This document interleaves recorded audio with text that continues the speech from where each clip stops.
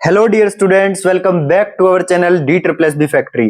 आप सभी को ये बात पता है कि हम फंक्शंस टॉपिक कर रहे हैं और मैं पूरी कोशिश करूंगा कि इस क्लास में फंक्शंस टॉपिक को फिनिश करवा दूं अच्छे से। ठीक है, तो चलिए बिना टाइम को वेस्ट करते हुए अपनी क्लास को शुरू कर लेते हैं। और हम यहां तक पहुंच गए थे कि हमारा क्वेश्चन कंप्लीट हो गया था। ठीक है, जो भी रेगुलर फॉलो कर रहा है सीरीज को उसको ये बात पता होगा। अब आ जाइए नेक्स्ट टॉपिक पर।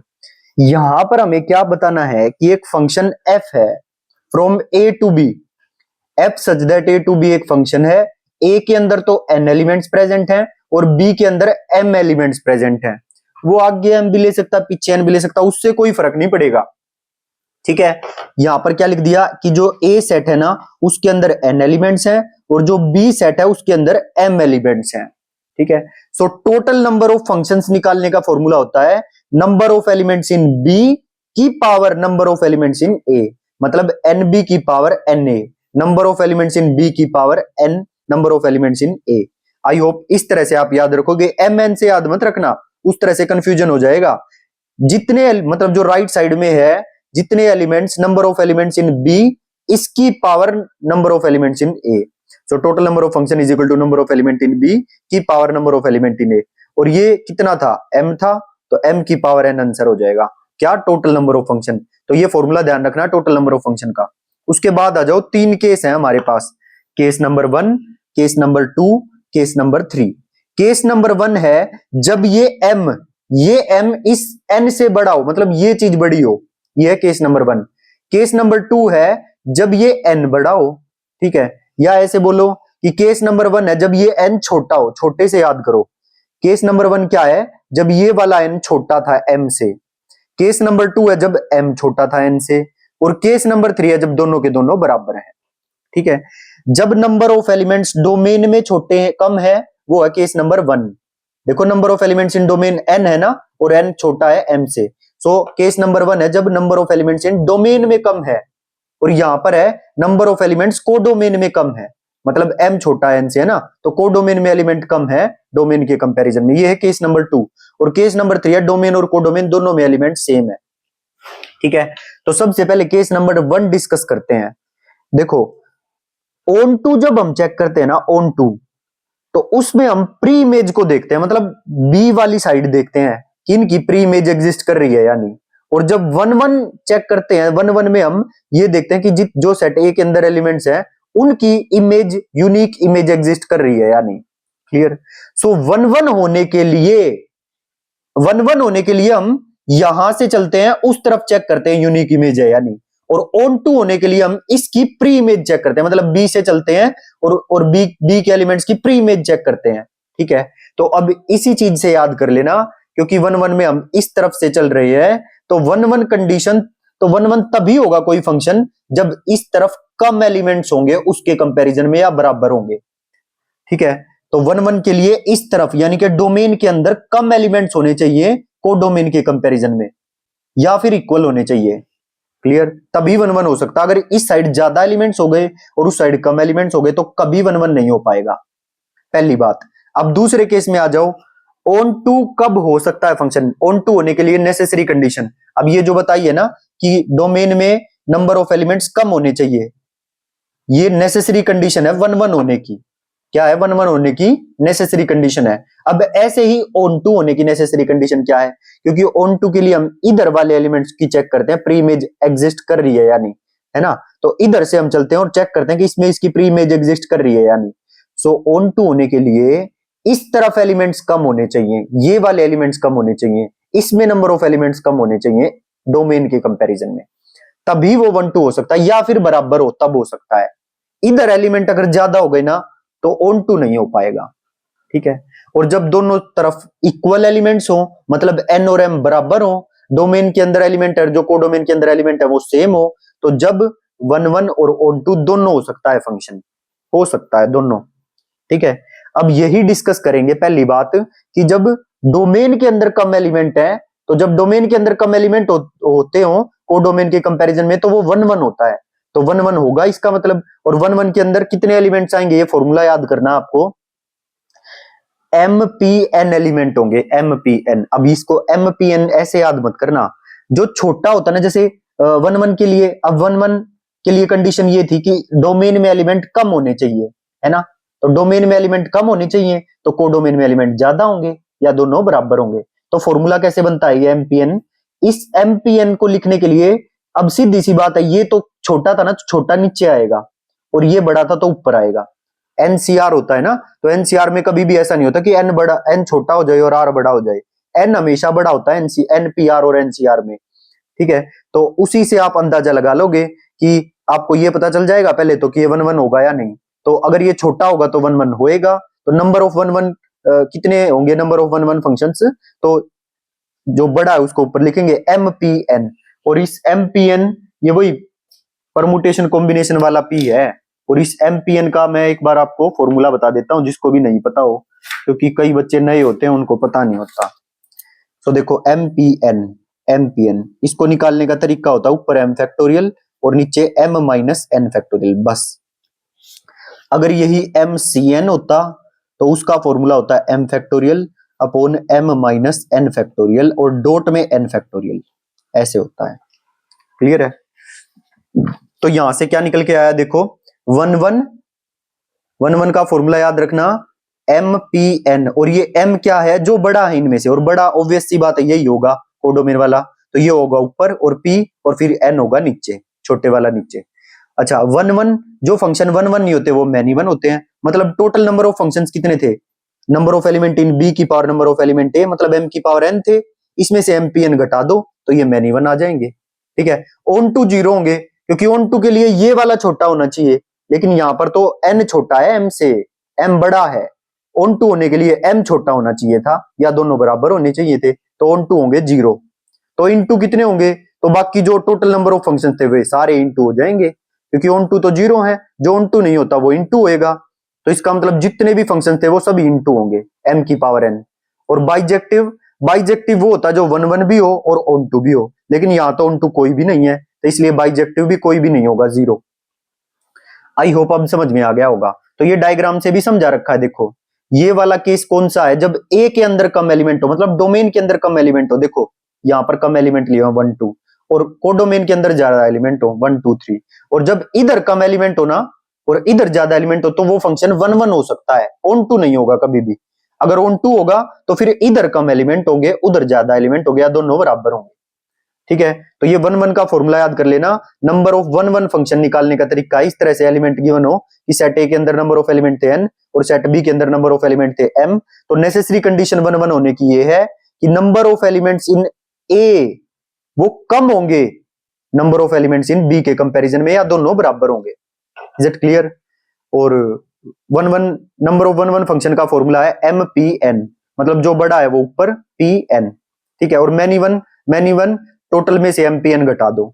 ऑन टू, ऑन टू क्योंकि होगा ही नहीं क्योंकि इधर ज्यादा एलिमेंट है, तो इसलिए ऑन टू होंगे जीरो। तो इन टू कितने होंगे, जो बच गए सारे इन टू है, तो मतलब सारे के सारे, क्योंकि ऑन टू तो एक भी नहीं है, इसका मतलब सारे एम की पावर एन इन टू है। बाइजेक्टिव होगा जीरो क्योंकि ऑन टू कोई है ही नहीं, और वन वन ऑन टू दोनों होना चाहिए बाइजेक्टिव होने के लिए। अब सेम केस यहाँ पे आ जाओ। अब की बार बात करते हैं जब इस तरफ कम एलिमेंट है, मतलब m छोटा है n से, ठीक है, बराबर वाले को अलग से डिस्कस कर लेंगे। तो जब m छोटा है n से, मतलब n बड़ा है, तो इसका मतलब वन वन तो होगा नहीं, क्योंकि वन वन के लिए ये छोटा होना चाहिए था, लेकिन अब की बार तो ये छोटा है, तो इसका मतलब वन वन होंगे जीरो। तो इसका मतलब मैनी वन कितने होंगे, जो वन वन नहीं होता वो मैनी वन होता है, इसका मतलब जितने फंक्शन है सारे के सारे मैनी वन हो जाएंगे। Is it clear. और ऑन टू का फॉर्मूला याद करो। चलो ऑन टू को छोड़ो, पहले पहले ना इन टू का याद कर लेते हैं।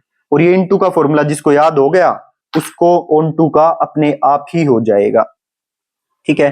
तो आप ना इस इमेज को दिमाग में बिठा लेना कि सर ने ना पहले इन टू का बताया था, ठीक है, और फिर जो इन टू के आए वो टोटल में से घटा दिया, ऑन टू के आ जाएंगे। तो पहले इन टू का कर लेते हैं। देखो अब क्योंकि जो मेरा m है वहां से शुरू हुआ है ना, m छोटा होगा ये बात भी हमें पता है, तो इन टू जो फंक्शन निकालेंगे ना वो ऐसे शुरू होगा। देखो MC1, अब की बार C है, वहां पर P था, ठीक है, ओके।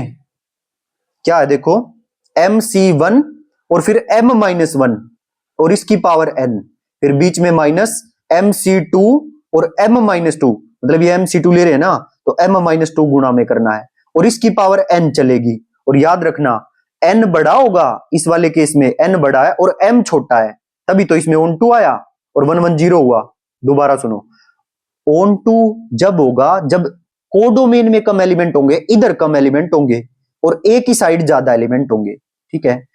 लेकिन यहां पर तो क्या है, ए की साइड ज्यादा एलिमेंट है और बी की साइड कम एलिमेंट है, तो 1 1 तो इसका मतलब होंगे 0 और मैनी वन कितने होंगे, सारे के सारे मैनी वन हो जाएंगे, m की पावर n जो टोटल नंबर ऑफ फंक्शन थे। फिर इनटू का फॉर्मूला मैंने बताया, वो जहां से हम चले थे, जैसे m छोटा था ना, तो m से शुरू होगा, ये mc1 m-1 और इसकी पावर n, जो ये ज्यादा वाले एलिमेंट थे इसकी पावर n, माइनस mc2 और m-2 की पावर n, mc3 m-3 की पावर n, मतलब जितना भी n होगा वो लास्ट तक हम लेते चले जाएंगे जब तक ये सेम सेम ना हो जाए। Is it clear? आई बात समझ में? तो ये तो हो गए नंबर ऑफ इनटू फंक्शन। एक एग्जांपल दूंगा आपको, अच्छे से समझ में आ जाएगा सारा, ठीक है। इसके बाद आप देखो ऑन टू फंक्शन कितने होंगे, तो टोटल में से ये इनटू घटा दो, ऑन टू आ जाएंगे। और इसके साइन भी देखना, अगर ये प्लस है अल्टरनेट साइन चलते हैं, इसका साइन प्लस है तो इसका माइनस, इसका प्लस फिर अगले का माइनस, ऐसे अल्टरनेट साइन चलेंगे, ठीक है। और m की पावर n में से इसको घटा दो, तो टोटल में से इनटू घटा दिए तो ऑन टू बच जाएंगे, ठीक है। और ऑन टू किस में होते हैं, 110 और ऑन टू फंक्शन जब इस तरफ कम एलिमेंट हो, जैसे ये देखो इस तरफ को डोमेन में 1 2 है और डोमेन में 1 2 3 है, ठीक। और बाइजेक्टिव यहाँ भी 0 होंगे क्योंकि यहाँ पर कोई 1 1 ही नहीं है, और बाइजेक्टिव होने के लिए तो 1 1 और ऑन टू दोनों होने चाहिए थे। आ गई बात समझ में? अब थर्ड केस आता जब ये m और n बराबर हो, मतलब number of element in a and number of element in b बराबर हो, तो इस केस में 1 1 होते हैं n फैक्टोरियल के बराबर, ठीक है। 1 1 किसके इक्वल होते हैं, number of 1 1 functions n factorial के बराबर। तो मैनी वन किसके बराबर होंगे, m की पावर n में से n फैक्टोरियल घटा दो, फॉर्मूला है भाई, ये ध्यान रखना है। तो 1 1 किसके बराबर होते हैं, n फैक्टोरियल के बराबर, जब m बराबर n हो। और मैनी वन कितने होंगे, टोटल में से n फैक्टोरियल घटा दो। और ऑन टू कितने होंगे, ऑन टू भी n फैक्टोरियल होंगे। और इन टू कितने होंगे, m की पावर में से n फैक्टोरियल घटा दो। और बाइजेक्टिव कितने होंगे, जितने भी फंक्शन है वो सारे जितने 1 1 फंक्शन है उतने ही ऑन टू भी फंक्शन है, n फैक्टोरियल, तो इसका मतलब क्या होंगे, बाइजेक्टिव भी n फैक्टोरियल ही होंगे। आगे बात समझ में, n फैक्टोरियल 1 1 भी है और n फैक्टोरियल ऑन टू भी है, तो इसका मतलब जो n फैक्टोरियल है उतने ही n फैक्टोरियल बाइजेक्टिव भी होंगे, क्योंकि जो 1 1 ऑन टू दोनों होते हैं वही बाइजेक्टिव होते हैं। तो आई होप तीनों केस आप वीडियो को यहीं पॉज करोगे और ये तीनों केस पहले याद करोगे अच्छे से, और फिर इनको लिख के देखोगे प्रॉपरली, और कम से कम भी 3 बार लिख के देखने हैं याद करने के बाद, ठीक है। इसी तरह से बिल्कुल, जब पहला केस लेना, जब नंबर ऑफ एलिमेंट्स इन ए कम है, मतलब n छोटा है m से, पहला केस वो लेना। दूसरा केस वो लेना जब m छोटा है n से, m छोटा है, ठीक है। तो इस केस में ऑन टू बनेगा, 1 1 0 होंगे, वो सारा करना। जब m बराबर n है तो 1 1 भी n फैक्टोरियल होंगे, ऑन टू भी n फैक्टोरियल होंगे और बाइजेक्टिव भी n फैक्टोरियल होंगे। और मैनी वन होंगे m की power n minus n factorial, onto into होंगे m की power n minus n factorial, ठीक है। ये सारी चीज मैंने आपको याद करवा दी।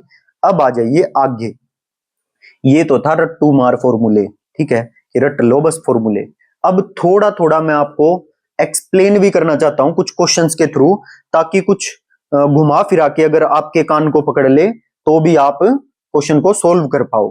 हाँ सर ये सही रहेगा। तो चलो फॉर्मूले बाकी ये याद रखने हैं आपको, इन पे बेस्ड चलो क्वेश्चन पहले कर ही लो। चलो नहीं पहले और समझा देता हूं, है ना। ये देखो, हाँ यहां आ जाइए। अब देखो एक और चीज पूछ लेता है, मैंने क्या लिखा है यहां पर, number of onto functions if f such that a to b, ये मुझे फंक्शन गिवन है f such that a to b, और number of elements in a कितने दिए हैं, n दिए हैं, n दिए हैं, और number of element in b कितने दिए हैं, m दिए हैं, ठीक है। Then total number of function हमें पता, number of element in b की power number of element in a, यहां तक कोई डाउट नहीं होना चाहिए। तो number of element in b m है वो लिख लिया, number of element in a n है वो लिख लिया, ठीक है। अब ऑन टू फंक्शन का अभी अभी फॉर्मूला बताया था, जो कम है, अगर इस तरफ कम होंगे एलिमेंट तो हम ऑन टू, उसमें ऑन टू फंक्शन होगा, या फिर बराबर होंगे दोनों तो ऑन टू फंक्शंस होंगे। अगर ये बड़ा हो गया ना तो ऑन टू नहीं हो सकता, ये नेसेसरी कंडीशन है ऑन टू फंक्शन होने की, क्लियर। और फिर number of onto function हम इसी का यूज करके निकालते हैं। सबसे पहले तो हम जो टोटल नंबर ऑफ फंक्शन है उसको लिखो, और ये नंबर ऑफ इनटू फंक्शन होते थे इसमें से इसको घटा दो, ठीक है। अब नंबर ऑफ इनटू फंक्शंस कैसे निकालते थे, पहले mc1 लिखा, फिर m-1 और इसकी पावर n, फिर माइनस का अल्टरनेट साइन चलेंगे, प्लस है तो ये माइनस, mc2 m-2 की पावर n, फिर बीच में प्लस mc3 m-3 की पावर n। ऐसे ही चलते जाएंगे जब तक ये सेम सेम ना आ जाए, जैसे 3c3 ना आ जाए। ठीक है, मतलब जो भी m होगा वो और नीचे वाला जब तक सेम ना आ जाए। जैसे m मान लो 4 होगा, अगर मान लो बाई चांस 4 हो m, तो 4c4 ना आ जाए ना, जब तक 4c4, जब तक ये लिखनी है हमें टेबल आगे तक। ठीक है, एक क्वेश्चन करवाएंगे, सारी चीज क्लियर हो जाएंगी। और एक और तरीका इस ऑन टू फंक्शन को, अब इसी फॉर्मूले को वो क्वेश्चन में पूछ लेता है। ठीक, निकाल तो हम फॉर्मूला से भी सकते थे, बट इसी ऑन टू फंक्शन को निकलवाने के लिए ये फॉर्मूला और है निकालने के लिए, और वो पेपर में इस फॉर्मूले को पूछ लेता है, इसलिए ये सिखाना जरूरी है। और दोनों तरह से मैं आपको क्वेश्चन भी सोल्व करना सिखाऊंगा। तो चलो फटाफट करते हैं। क्या फॉर्मूला है? Partitioning n objects into m parts. मतलब जो ये n ऑब्जेक्ट है ना, जो ये ज्यादा वाले हैं, क्योंकि ऑन टू के लिए इधर कम होना चाहिए, ये ज्यादा होना चाहिए, तो ये जो ज्यादा वाले हैं ना, इनका पार्टीशन कर दो m पार्ट्स में। ठीक है, और गुणा कर दो, partition n objects into m parts और गुणा में m फैक्टोरियल, इसका फैक्टोरियल। ये फॉर्मूला है number of onto function निकालने का, याद कर लो। और अभी मैं आपको एक क्वेश्चन करवा देता हूं, देखना कितना मजा आएगा। हाँ सर मजा तो आ रहा है, एक नंबर की चीज सिखा रहे हो आप। सो एक नंबर की चीज सिखा रहे हैं भाई, तभी तो आप सब हम पर ट्रस्ट कर रहे हो कि सर देखो हम पर कितना मेहनत कर रहे हैं, एक एक चीज अच्छे से समझा रहे हैं, एक एक चीज देखो लिख लिख के लेके आ रहे हैं, है ना, अच्छी अच्छी बातें बताने के लिए। तो तभी तो आप इतना ट्रस्ट कर पा रहे हो। हाँ सर ट्रस्ट तो हम कर रहे हैं। तो चलो फिर आगे चलते हैं। देखो अब कैसे है फॉर्मूला, क्वेश्चन करके दिखाओ। ट्रस्ट तो कर लिया आपने, क्वेश्चन भी करके दिखाओ। How many different onto functions. एकदम हर एक बच्चा एक्टिव होके बैठेगा, कोई भी ये नहीं होना चाहिए कि सुस्त बैठा हुआ है या कमर को झुका के बैठा हो ना, एकदम एक्टिव होके अच्छे से काम करना हर एक बच्चे को। How many different onto functions from A B C D E, ये एक सेट दे दिया, इस सेट से इस सेट पे, मतलब एफ सच दैट ये टू ये है। ठीक है, तो मतलब को डोमेन में 3 एलिमेंट और डोमेन में है 5 एलिमेंट, तो इस तरफ कम एलिमेंट है ना, तो इसका मतलब नेसेसरी कंडीशन सेटिस्फाइड है, को डोमेन में कम एलिमेंट होते हैं तभी हम ऑन टू फंक्शन निकाल पाते हैं। अगर इधर ज्यादा होते ना, तो फिर number of onto function 0 ही हो जाते। अच्छा आप मुझे शगुन बताएंगे, शगुन फटाफट मुझे ये बताओ कि इसमें number of one one function कितने होंगे। सर क्या पूछ रहे हो आप भी, कितना आसान सवाल पूछ रहे हो। आसान तो है, फिर बता दो क्या होगा। सर देखो आपने अभी बताया था कि जो वन वन फंक्शन तभी होता है जब इस तरफ कम एलिमेंट हो, ये नेसेसरी कंडीशन है वन वन होने की, कि डोमेन की तरफ एलिमेंट कम होने चाहिए या इसके बराबर हो, तभी हम वन वन निकाल सकते हैं। इसमें तो वन वन फंक्शन होंगे, 0 अंडा एक भी नहीं होगा। आगे बात समझ में सभी को आ गई ना भाई समझ में। शगुन ने कितना अच्छा रिप्लाई दिया देखो मेरी आवाज में। ठीक है, सो ए बी सी डी ई और एंड 1 2 3 एक फंक्शन है such that this set to this set are there. तो हमें number of onto function बताना है कितने होंगे, तो इसको मेथड 1 से भी करेंगे और मेथड 2 से भी करेंगे। मेथड 1 क्या है, टोटल नंबर ऑफ फंक्शन में से ये नंबर ऑफ इनटू फंक्शंस का जितने आएंगे ये घटा देंगे, तो number of onto function आ जाएंगे। यही तो थे, टोटल नंबर ऑफ फंक्शन होंगे 3 की पावर 5, और ये होता है नंबर ऑफ इनटू फंक्शंस का फॉर्मूला। ये होगा 3 जो कम है वो, उससे शुरू करेंगे राइट साइड से।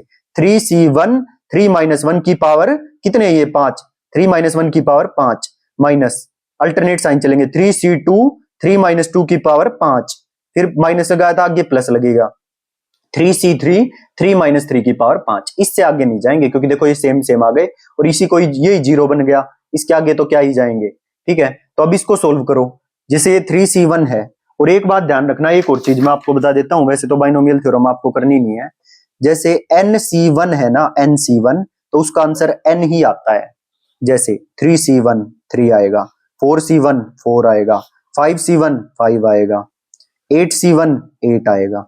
ठीक है, तो ये बातें ध्यान रखना, जो सेम मतलब nc1 n आएगा। क्लियर। और सुनो, अगर ncn हो, ncn, तो इसको अगर मैं खोल लूं तो n factorial upon n minus n factorial into n factorial होगा ना, और ये हो जाएगा 0 फैक्टोरियल। 0 फैक्टोरियल होता है 1, और इससे ये कट जाएगा, तो कुल मिला के 1 आया ना। तो अगर nc1 हो तो इस बात का आपको पता चल गया n होगा, पहली बात। दूसरी बात, अगर ncn हो तो वो 1 के इक्वल होता है, ये बात भी गांठ बांध लो। ठीक है, 2 रिजल्ट आ गए इसके। अब आगे सुनो, जैसे इससे इसके एग्जांपल भी दे देता हूं, 8c8 1 होगा, 5C5 1 होगा, 2C2 1 होगा, ठीक है, 2C2 1 होगा।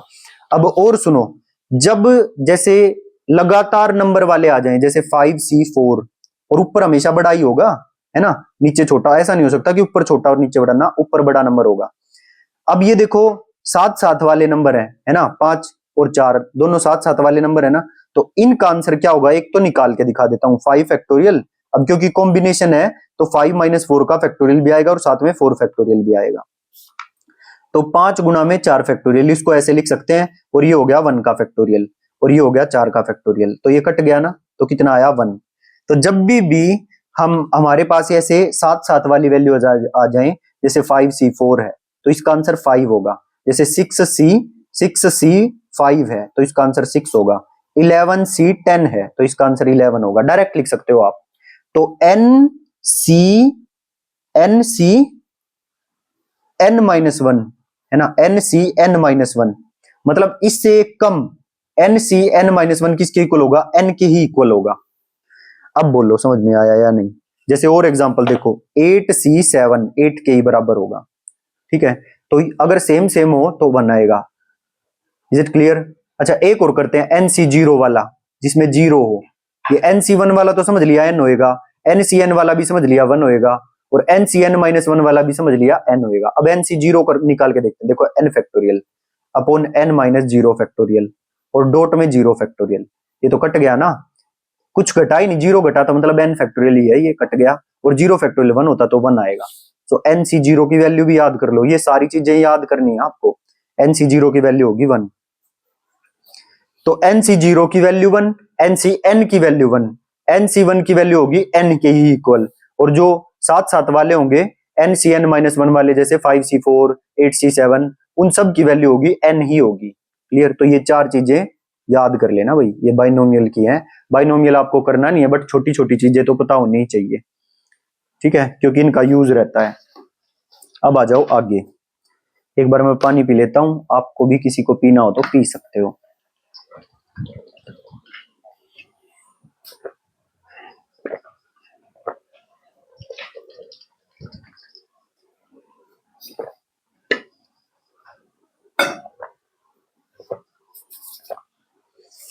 अब देखो भाई, यहां पे सबसे पहला मेथड है बाय फॉर्मूला करने का।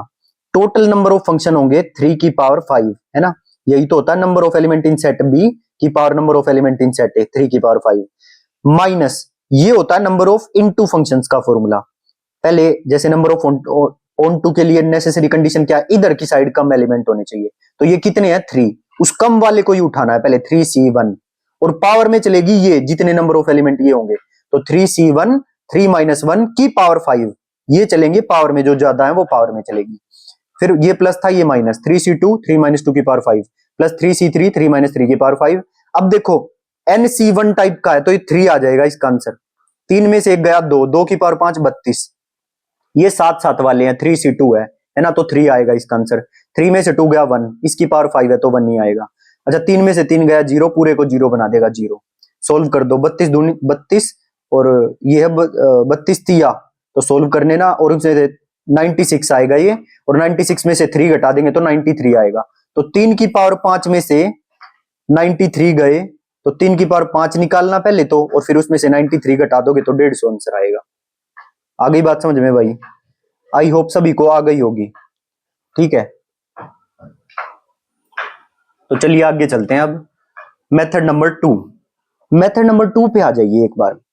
मेथड नंबर 2 मैंने आपको क्या सिखाया था कि number of onto functions क्या होते हैं, partitioning m objects into n parts, मतलब जो ज्यादा वाले ऑब्जेक्ट्स है ना, जैसे इसके अंदर एलिमेंट ज्यादा होंगे ऑन टू निकालने के लिए, इसके ज्यादा होंगे और इसके कम होंगे, तो partitioning n objects into m parts, ज्यादा वालों को कम कम वाले में तोड़ना है। Partitioning n objects into m parts, देखो कैसे तोड़ेंगे, तो मेरे को इन 5 को 3 के पार्टीशंस में ब्रेक करना होगा, और कैसे करेंगे, यहां पर 5 ऑब्जेक्ट्स को 3 पार्ट्स में तोड़ना होगा और गुणा में n फैक्टोरियल होगा, ठीक है, गुणा में जितने इसके अंदर एलिमेंट्स हैं उसका फैक्टोरियल होगा, 3 का फैक्टोरियल, ठीक। पार्टीशनिंग इतने ऑब्जेक्ट्स इनटू इतने पार्ट्स और इतने का फैक्टोरियल गुणा में, एम और एन से कंफ्यूज मत हो जाना भाई, देखो सीधी सी बात बता रहा हूं आपको, ठीक है। पार्टीशनिंग जो ज्यादा वाले हैं उनका पार्टीशनिंग कम वालों में करना है। पहले नेसेसरी कंडीशन चेक कर लेना कि ऑन टू की कंडीशन फुलफिल हो रही है ना या नहीं, कोडोमेन के अंदर कम एलिमेंट्स हैं या नहीं, ये चेक कर लेना। अगर है तो अब हम इस मेथड को लगा सकते हैं number of onto functions निकालने के लिए। वो क्या होता है, ज्यादा वालों को, जो ज्यादा है पार्टीशनिंग इस सेट के, पार्टीशनिंग कोडोमेन के एलिमेंट्स, देखो क्या बोल रहा हूं मैं, पार्टीशनिंग डोमेन के एलिमेंट्स इनटू कोडोमेन के एलिमेंट्स और into number of elements in codomain. अब बात समझ में आ गई होगी। पार्टीशनिंग 5 ऑब्जेक्ट्स इनटू 3 पार्ट्स और गुणा में 3 का फैक्टोरियल, ठीक है। अब तोड़ो, जैसे 5 ऑब्जेक्ट है मेरे पास, उसको 3 में लेकर आना है, तो या तो ऐसा होगा यहाँ पे मैं 1 रख लूं, 1 रख लूं और ये 3 रख लूं, 5 हो गए ना टोटल, है ना। और या फिर ऐसा हो सकता है यहाँ पे 1 रख लूं और 2 रख लूं और 2 रख लूं, तो 5 एलिमेंट हो गए और 3 में लगा दिया हमने इसको, है ना। पार्टीशनिंग कर दी 5 ऑब्जेक्ट्स की 3 पार्ट्स में। अब आप और कैसे भी ले लो, 2 से शुरू करोगे, फिर से कुछ 1 लेना पड़ेगा, या 2 फिर से दोबारा 2 लोगे, है ना। 3 में लगाना है आपको, तो ये 2 ही केस आएंगे और कैसे भी नहीं कर सकते। आगे पीछे हो सकते हैं, वो कोई दिक्कत नहीं है। ऐसा नहीं होगा कि 3 1 1 लिख दोगे तो वो डिफरेंट केस हो जाएगा ना, डिफरेंट केस वही होएगा अगर कुछ और एलिमेंट आ रहा हो तो इसीलिए बस सिर्फ 2 ही केस बनेंगे, आप बना के देख लेना चाहिए। तो अब इसका फॉर्मूला है partitioning 5 objects into 3 parts into 3 factorial. अब ये कर दिया हमने पार्टीशन, ठीक। अब इसका फॉर्मूला है, टोटल क्या थे, 5 ऑब्जेक्ट्स को पार्टीशन करना था, तो ऊपर लिखेंगे 5 का फैक्टोरियल, ठीक है। अब नीचे आ जाओ, 1 कितनी बार है, 2 बार, तो पहले 1 का फैक्टोरियल और इसकी पावर 2 और 2 का फैक्टोरियल, जितनी पावर है उतने का फैक्टोरियल गुणा में। अच्छा 3 कितनी बार है, 1 बार, तो 3 के फैक्टोरियल की पावर 1 और गुणा में पावर 1 थी 1 का फैक्टोरियल, ठीक है। इसको सोल्व करोगे जब 10 आंसर आएगा। अब ऐसे ही इस वाले पार्टीशन पे आ जाओ, इसमें कितने एलिमेंट्स होंगे ये चेक करना है। तो ऊपर तो n का जो ये था 5 ऑब्जेक्ट थे, इसका फैक्टोरियल लिखा जाता है, तो ऊपर लिखा जाएगा 5 का फैक्टोरियल, है ना। ये n के इक्वल था, देखो ये n के इक्वल था, तो क्या था, ऊपर आएगा n का फैक्टोरियल यानी कि 5 का फैक्टोरियल, और नीचे इस 1 की पावर 1 है, एक ही बार है, तो इसलिए 1 के फैक्टोरियल की पावर 1 और गुणा में 1 का फैक्टोरियल, और 2 कितनी बार है, 2 बार, सो 2 के फैक्टोरियल की पावर 2 गुणा में 2 का फैक्टोरियल। सोल्व करोगे कितना आ जाएगा, 15 आ जाएगा, और 15 जमा में 10 कितना होता है, 25, ठीक है। इतनी बात समझ में आई। और गुणा में 3 फैक्टोरियल कर देंगे, 25 गुणा में 3 फैक्टोरियल, सोल्व करोगे तो 150 आंसर आएगा इसका, ठीक है। क्योंकि 3 फैक्टोरियल होता है 3 इंटू 2, 3 इंटू 2 यानी कि 3 गुणा में 2 6, और 25 छिक्का कितना होता है, 150। आई होप इस तरह से आपको करना आ गया होगा। ये सिंपल सा फॉर्मूला था, partitioning n objects into m parts, मतलब जितने एलिमेंट्स इसके अंदर है, पार्टीशनिंग ज्यादा वाले एलिमेंट्स को कम के पार्ट्स में तोड़ना, और गुणा में m का फैक्टोरियल, जितने एलिमेंट्स इसमें है इसका फैक्टोरियल। तो वही क्या है, partitioning 5 objects into 3 parts into 3 का फैक्टोरियल, और इसको तोड़ के, और फिर ये फॉर्मूला था ऊपर जिनके पार्टीशन करें, जैसे 5 के पार्टीशन किए ना, तो वो ऊपर 5 का फैक्टोरियल अपन में 1 कितनी बार है, 2 बार, तो 1 के फैक्टोरियल का स्क्वायर और गुणा में जितनी पावर है उसका फैक्टोरियल।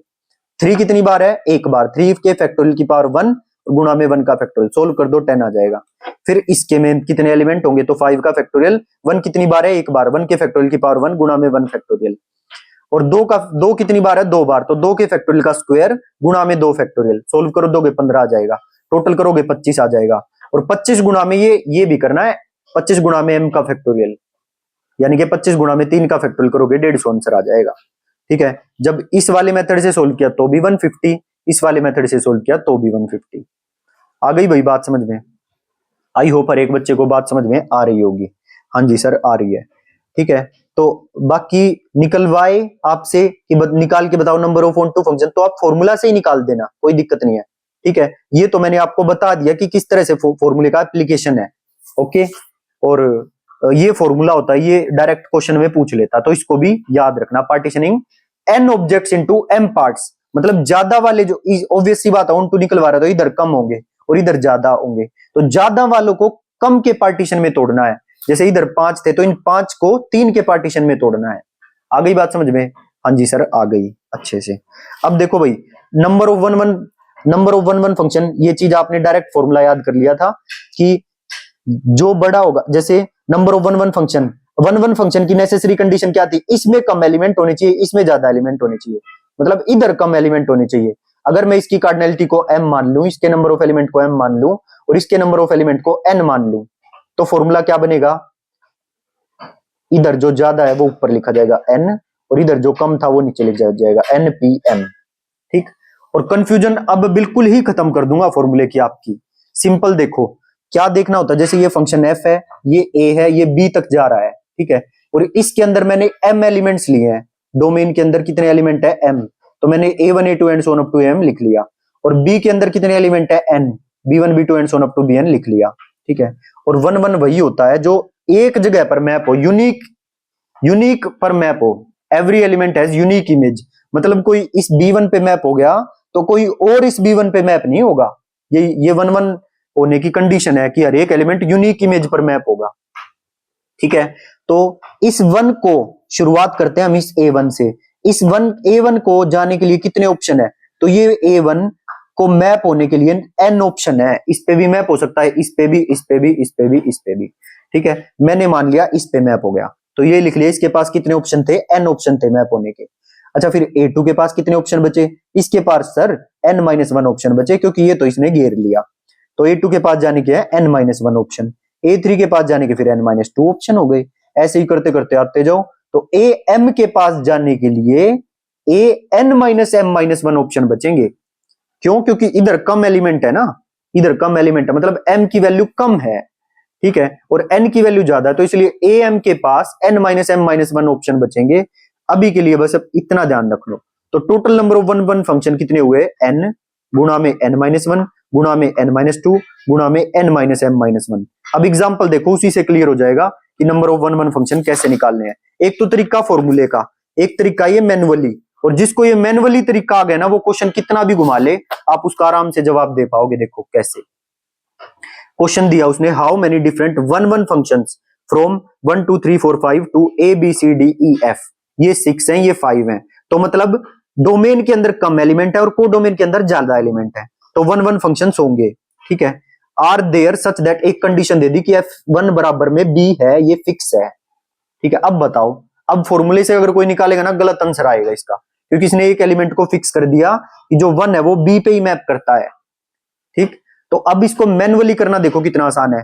तो भाई 1 के लिए तो एक ही ऑप्शन है कि उसको b पे ही जाना, वो 1 मैंने लिख लिया।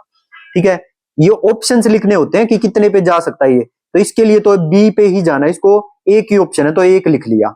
अब 2 के पास कितने ऑप्शन है जाने के लिए, 1 2 3 4 5, इन पांचों में से कहीं पर भी मैप हो सकता है ये 2, तो इसको जाने के लिए 5 ऑप्शन है गुणा में 5। अब 3 के पास जाने के लिए 4 बचेंगे, क्योंकि ये किसी पे तो मैप करेगा ही। फिर 3 के पास जाने के लिए 4 ऑप्शन बचेंगे, इसके पास 3 और इसके पास 2, गुणा कर दो, इतने नंबर ऑफ 1 1 फंक्शन होंगे 120। ठीक है, अब आगे आ जाइए। तो इस तरह से अगर वो कुछ भी क्वेश्चन दे दे, किसी भी एलिमेंट को फिक्स कर दे, तो आप भी उसको फिक्स कर देना लो। ठीक है, जैसे अगर वो 2 को और a पे फिक्स कर देता तो कोई बात नहीं, 2 का भी एक ऑप्शन बच जाता, फिर 3 के पास 4 ऑप्शन होते, 4 के पास 3 और 5 के पास 2, गुणा करके आंसर बता देते। ठीक है, और अगर बिना फिक्स करे नॉर्मली देता तो फॉर्मूला वैलिड हो जाएगा, लग जाएगा। अगर इस तरह से कुछ फिक्स कर देता ना तो फॉर्मूले में गलत आंसर आ जाएगा, तो इसलिए आपको ये तरीका भी आना चाहिए। ठीक है, क्योंकि कई बार बदमाशी कर देता है वो। अब देखो टोटल नंबर ऑफ फंक्शंस का तरीका भी मैं आपको सिखा देता हूं। टोटल नंबर ऑफ फंक्शन निकालने हैं from 1 2 3 4 to a b c। Domain में तो है 1 2 3 4 और को डोमेन के अंदर है a b c, और इसके हम इसमें f1 is equal to c fix कर रखा है, मतलब 1 सिर्फ c पे ही जाएगा, फिक्स कर रखा है। तो अब टोटल नंबर ऑफ फंक्शंस बताने हैं, ये नहीं बताना कि टोटल नंबर ऑफ 1 1 फंक्शन कितने होंगे या उन तो कितने होंगे, ये बताना टोटल नंबर ऑफ फंक्शंस कितने होंगे, फंक्शंस। तो टोटल नंबर ऑफ फंक्शंस निकालने के लिए पहली बात तो 1 तो हो गया फिक्स, तो 1 के पास एक ही ऑप्शन है जाने के लिए, वो है 1, एक ही ऑप्शन है तो मैंने लिख लिया 1। अब 2 के पास कितने ऑप्शन है, 2 a पे भी जा सकता है, b पे भी जा सकता है, c पे भी जा सकता है। ठीक, इनमें से किसी पर भी जा सकता है, तो 2 के पास जाने के लिए 3 ऑप्शन है तो 3 गुणा कर दिया, और 3 के पास जाने के लिए भी 3 ऑप्शन है, 3 a पे भी जा सकता है, b पे भी जा सकता है, c पे भी जा सकता है, लेकिन जाएगा किसी एक पे, तीनों में से किसी पे भी जा सकता है। भाई फंक्शन होने के लिए ये कंडीशन नहीं होती, फंक्शन होने के लिए तो 2 जने एक जगह पे भी आ सकते हैं, क्या हो गया, वो तो 1 1 में यूनिक इमेज होनी चाहिए, समझ रहे हो ना मेरी बात को। तो 3 के पास भी जाने के लिए 3 ऑप्शन है, 1 2 3, तो गुणा में 3। 4 के पास भी जाने के लिए 3 ऑप्शन है, 1 2 3, इसको गुणा में 3, इसका फिक्स था तो इसलिए गुणा, इसका पास एक ही ऑप्शन था तो 1 किया। अब इनको गुणा करोगे तो टोटल नंबर ऑफ फंक्शन आएंगे 27। अब जो बेचारा मासूम सा बच्चा, आपको पता है कौन है, तो मासूम सा बच्चा होगा वो तो फॉर्मूला रट के गया होगा और उसने देखो एक छोटी सी वो करी और क्वेश्चन हो जाएगा गलत, नेगेटिव में करवा के आएगा वो, क्योंकि वो लगाएगा 3 की पावर 4 और ऑप्शन में वो 3 की पावर 4 सजा के देगा, ठीक है, और वो आंसर होगा गलत, तो वो नेगेटिव करवा के आएगा जिसको अधूरा ज्ञान है। और जो proper D triple S B factory से प्रॉपर पढ़ा है पेड बैच में, तो उसको ए टू जेड बातों का पता होगा क्योंकि उसने ए टू जेड चीजों को सीखा हुआ है ना।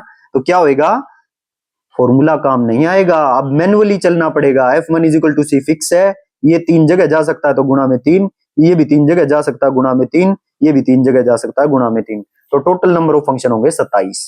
अब आ जाओ यहाँ पे, इसको कौन बताएगा, इसको बताएंगी प्रियंका और कौन बताएंगी बबीता, दो जने मुझे बताएंगे इसका आंसर क्या होगा। क्या क्वेश्चन है, the find total number of functions from 1 2 3 4 to ABC, total number of function बताने हैं और इसने कुछ भी फिक्स नहीं किया है अब की बार, तो इसको करने के दो तरीके हैं। चलो प्रियंका और बबीता फटाफट करके बताओ। तो देखो सर कितना इजी है, देखो कुछ भी नहीं है, 1 का कितने पे जा सकता है, 1 1 A पे भी जा सकता है, B पे भी और C पे भी, तो 1 के पास जाने के लिए 3 ऑप्शन 3, 2 के पास जाने के लिए भी 3 ऑप्शन 3, 3 के पास जाने के लिए भी 3 ऑप्शन लो, 4 के पास जाने के लिए भी 3 ऑप्शन, तो कुल मिला के 3 की पावर 4 आएगा सर, ठीक है। अब फॉर्मूले से बताओ, फॉर्मूले में हम ये करते थे कि जितने एलिमेंट कोडोमेन के अंदर है वो नीचे और पावर में जितने एलिमेंट डोमेन के वो 3 की पावर 4 उससे भी आ रहा है। आ गई बात समझ में। तो जिस भी मेथड को आप मैनुअली करना चाहो मैनुअली भी कर सकते हो और फॉर्मूला से करना चाहो फॉर्मूले से भी कर सकते हो, ठीक है।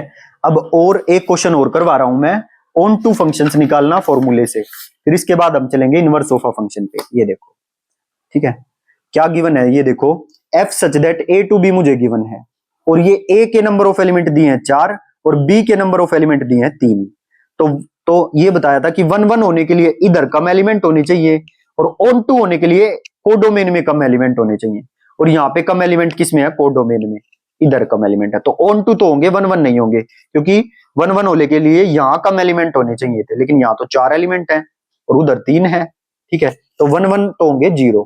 तो बाकी जितने टोटल नंबर ऑफ फंक्शन बच गए 3 की पावर 4 3 की पावर 4 वो मैनी 1 हो जाएंगे।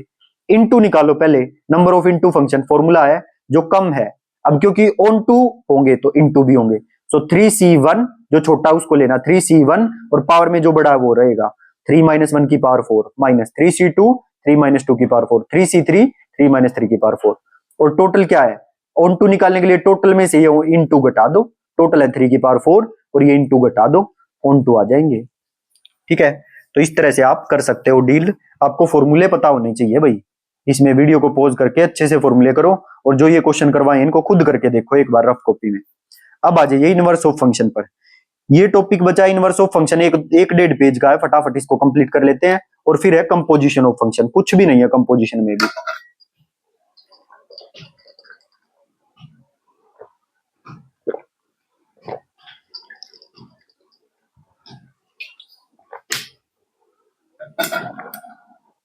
देखो जब मैंने आपको इनवर्स के बारे में बताया था ना, तो एक बात बताई थी कि इनवर्स सिर्फ उसका निकलेगा जो 1 1 एंड ऑन टू दोनों होगा, है ना, ये बात क्लियर की थी कि बाइजेक्टिव फंक्शन जो होता है मतलब जो 1 1 एंड ऑन टू होगा उसी का इनवर्स निकलेगा। और इनवर्स कैसे निकालेंगे, अब मेरा फंक्शन मुझे गिवन है y = fx, ठीक, तो उस फंक्शन को y के इक्वल पुट करके उसको x की वैल्यू उसमें से निकाल देंगे y की टर्म्स में, तो वो जो निकल के आएगा ना वही होगा इनवर्स ऑफ फंक्शन fx।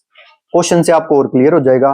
और जब किसी भी क्वेश्चन में ये ना लिखा मिले कि इनवर्स डज नॉट एग्जिस्ट, अगर किसी भी क्वेश्चन में ये ना लिखा मिले कि inverse does not exist means उसका इनवर्स एग्जिस्ट करता है।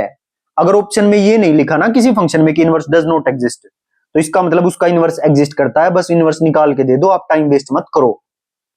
तो डायरेक्ट इनवर्स निकालो, 1 1 ऑन टू चेक करने की जरूरत नहीं है, क्योंकि अगर ऑप्शन में इनवर्स डज नॉट एग्जिस्ट है ही नहीं, चार ऑप्शन में कुछ ना कुछ गिवन है, तो इसका मतलब इनवर्स पक्का एग्जिस्ट करेगा, तो उसमें 1 1 ऑन टू चेक करने में टाइम वेस्ट क्यों कर रहे हो, उस क्वेश्चन को डायरेक्ट करो और उसका इनवर्स बता दो बस। अब देखो आगे, इफ fx = x - 2 / x + 1, और इसने दे रखा कि x - 2 के बराबर नहीं है, क्योंकि -2 के बराबर हो गया तो नॉट डिफाइंड हो जाएगा, तो इसने दे दिया कि -2 के बराबर एक्स नहीं है। तो हमें एफ इनवर्स एक्स निकालना है, इस फंक्शन का इनवर्स निकालना है। तो कुछ भी नहीं करना, इस एफ एक्स को वाई के इक्वल पुट कर लो, तो y is equal to x minus two upon x plus two. अब x की वैल्यू निकालनी है आपको y की टर्म्स में, तो क्या करो, इस नीचे की सारी चीज को उधर ले जाओ, गुणा करोगे तो yx और प्लस में 2y और इधर बचेगा x माइनस टू। आ गई बात समझ में? यहां से क्या करो, x वाले को इधर ले आओ क्योंकि x की वैल्यू निकालनी है ना, y की तो थी, y मत कॉमन ले देना, यहां से x की वैल्यू निकालनी है तो x को इधर लेके आओ और फिर कॉमन ले लो, ठीक है। और इस y वाली चीज को उधर ले जाओ, -2 y हो जाएगा, यहां से x कॉमन ले लेना, फिर तो x की वैल्यू आ जाएगी -2 y अपॉन 1 माइनस वाई।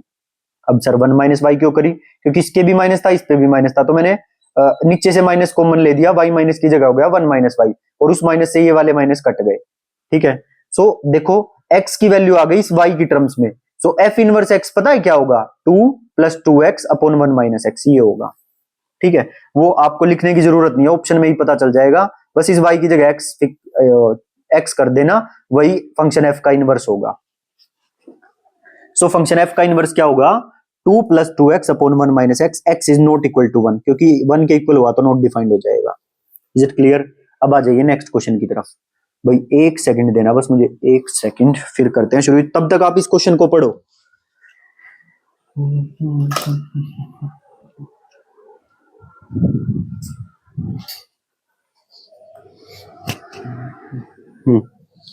तो चलो भाई, किस किस ने क्वेश्चन को रीड किया है? मंजू मलिक रीड किया है भाई? हाँ जी सर रीड किया है। और किसने रीड किया है? दीपिका रीड किया है आपने? हाँ जी सर रीड किया है। ओके चलो फिर एक बार खुद ट्राई करो, इसको रफ कॉपी में फटाफट करके दिखाओ, देखते हैं इस क्वेश्चन को कौन सोल्व करके दिखाता है।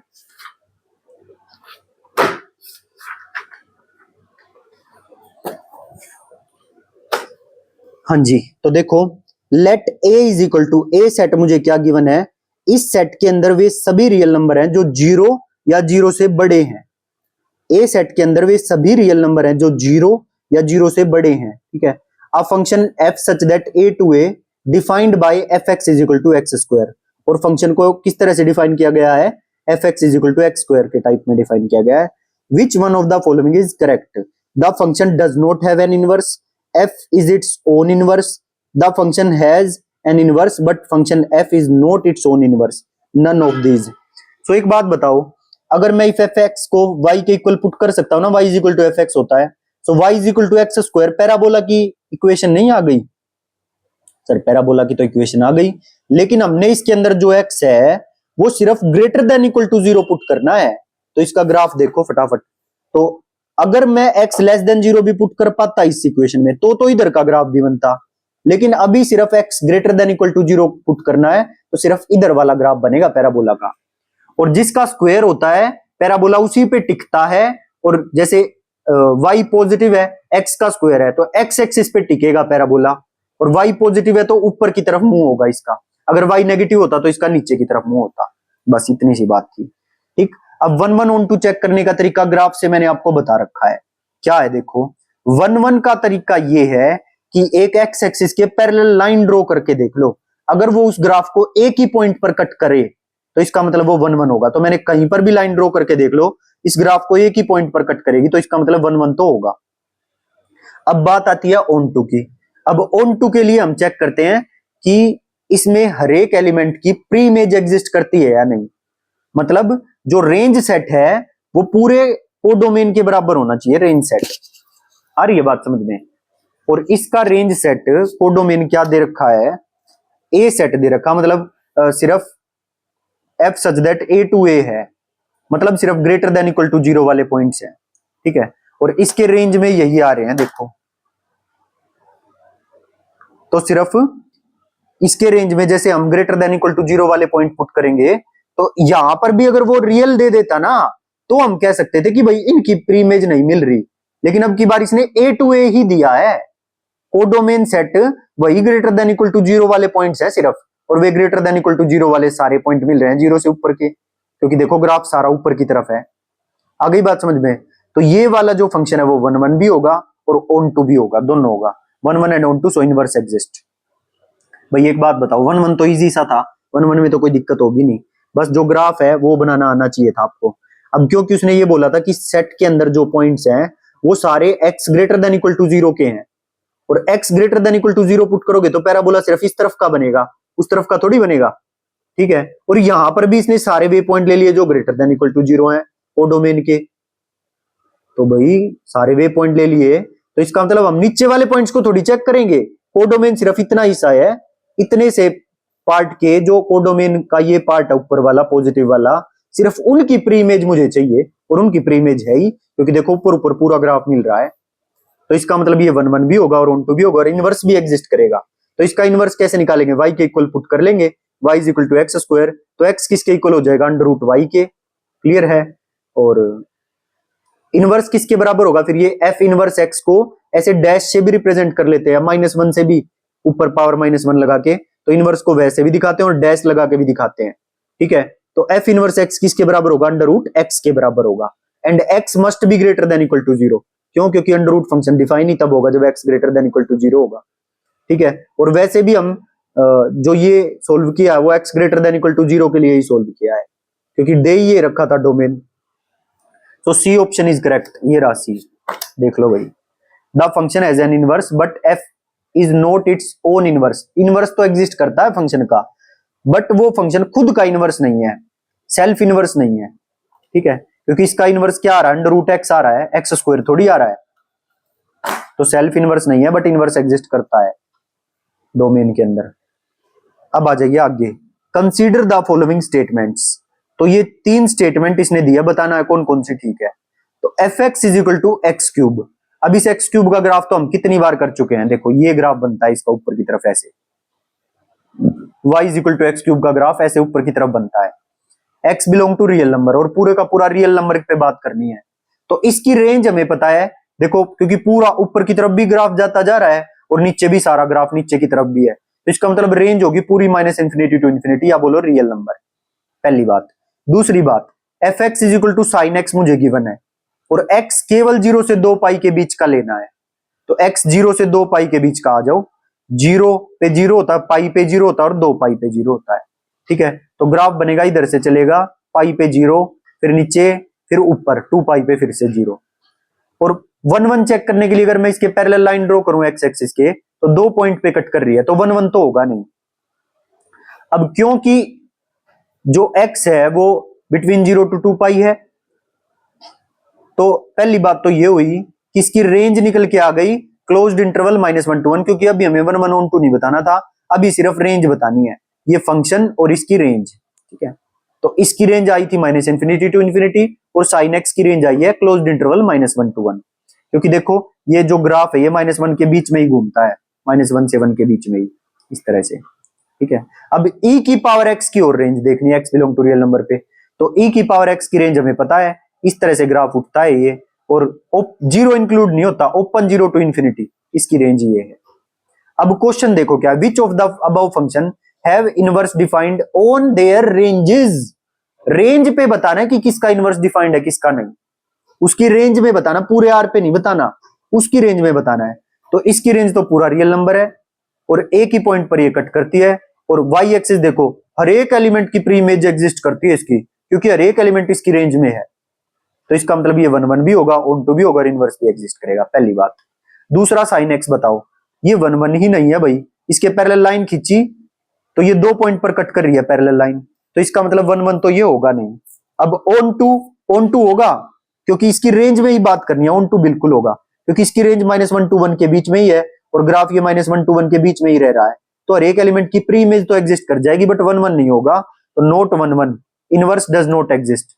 और ऑन टू की अगर कोई पूछे तो ऑन टू होगा, ये अपनी रेंज में होगा, क्योंकि -1 से 1 के बीच में तो ग्राफ है ही, तो अपनी रेंज में तो होगा ऑन टू, बट 1 1 नहीं होगा। अब e की पावर x पे आ जाओ, e की पावर x देखो ऐसे चलता है, और अपनी रेंज में बात करनी है, ऑन टू होगा या नहीं, 1 1 तो होगा, पैरेलल लाइन ड्रॉ करके देख लो कहीं भी 1 1 तो होगा, ऑन टू चेक करना है, अब अपनी रेंज में चेक करना है, और इसकी रेंज में देखो हर एक एलिमेंट की प्री इमेज मिल रही है ऊपर की, क्योंकि ग्राफ देखो ऊपर जाता ही जा रहा है, तो y के जितने भी पॉइंट है हर एक की प्री इमेज मिलेगी, तो इसका मतलब 1 1 ऑन टू दोनों होगा, और इसका इनवर्स एग्जिस्ट करेगा इसकी रेंज में, रेंज की बात चल रही है भाई, अगर रियल बोल देता तो इनकी प्री इमेज एग्जिस्ट नहीं करती, फिर हम कह देते कि नहीं होगा, समझ रहे हो, लेकिन रेंज में ये इसका इनवर्स एग्जिस्ट करेगा। अब नेक्स्ट क्वेश्चन आ जाओ, ना जाने कितने एग्जाम्स में ये क्वेश्चन पूछा गया है, बिल्कुल डिक्टो एज इट इज लिख के दे देता है इस क्वेश्चन को।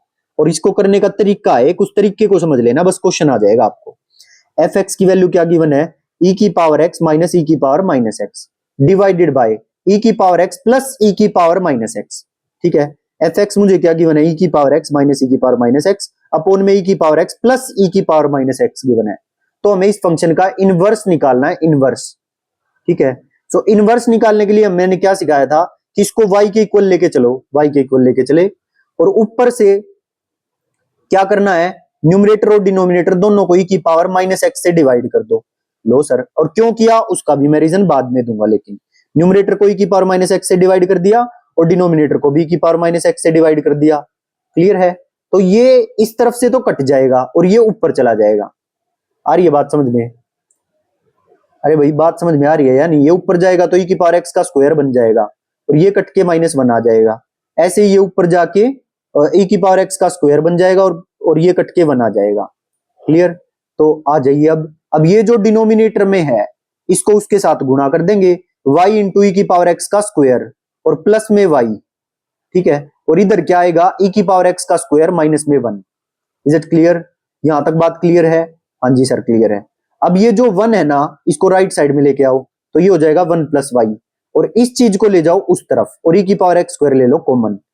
ठीक, क्योंकि मेरे को x की वैल्यू निकालनी है, कैसे भी करके x की वैल्यू निकालनी है y की टर्म्स में। तो मैंने क्या किया, y को सारे को एक जगह पे ले लो और x क्योंकि इसमें है इसको एक जगह पे रखो।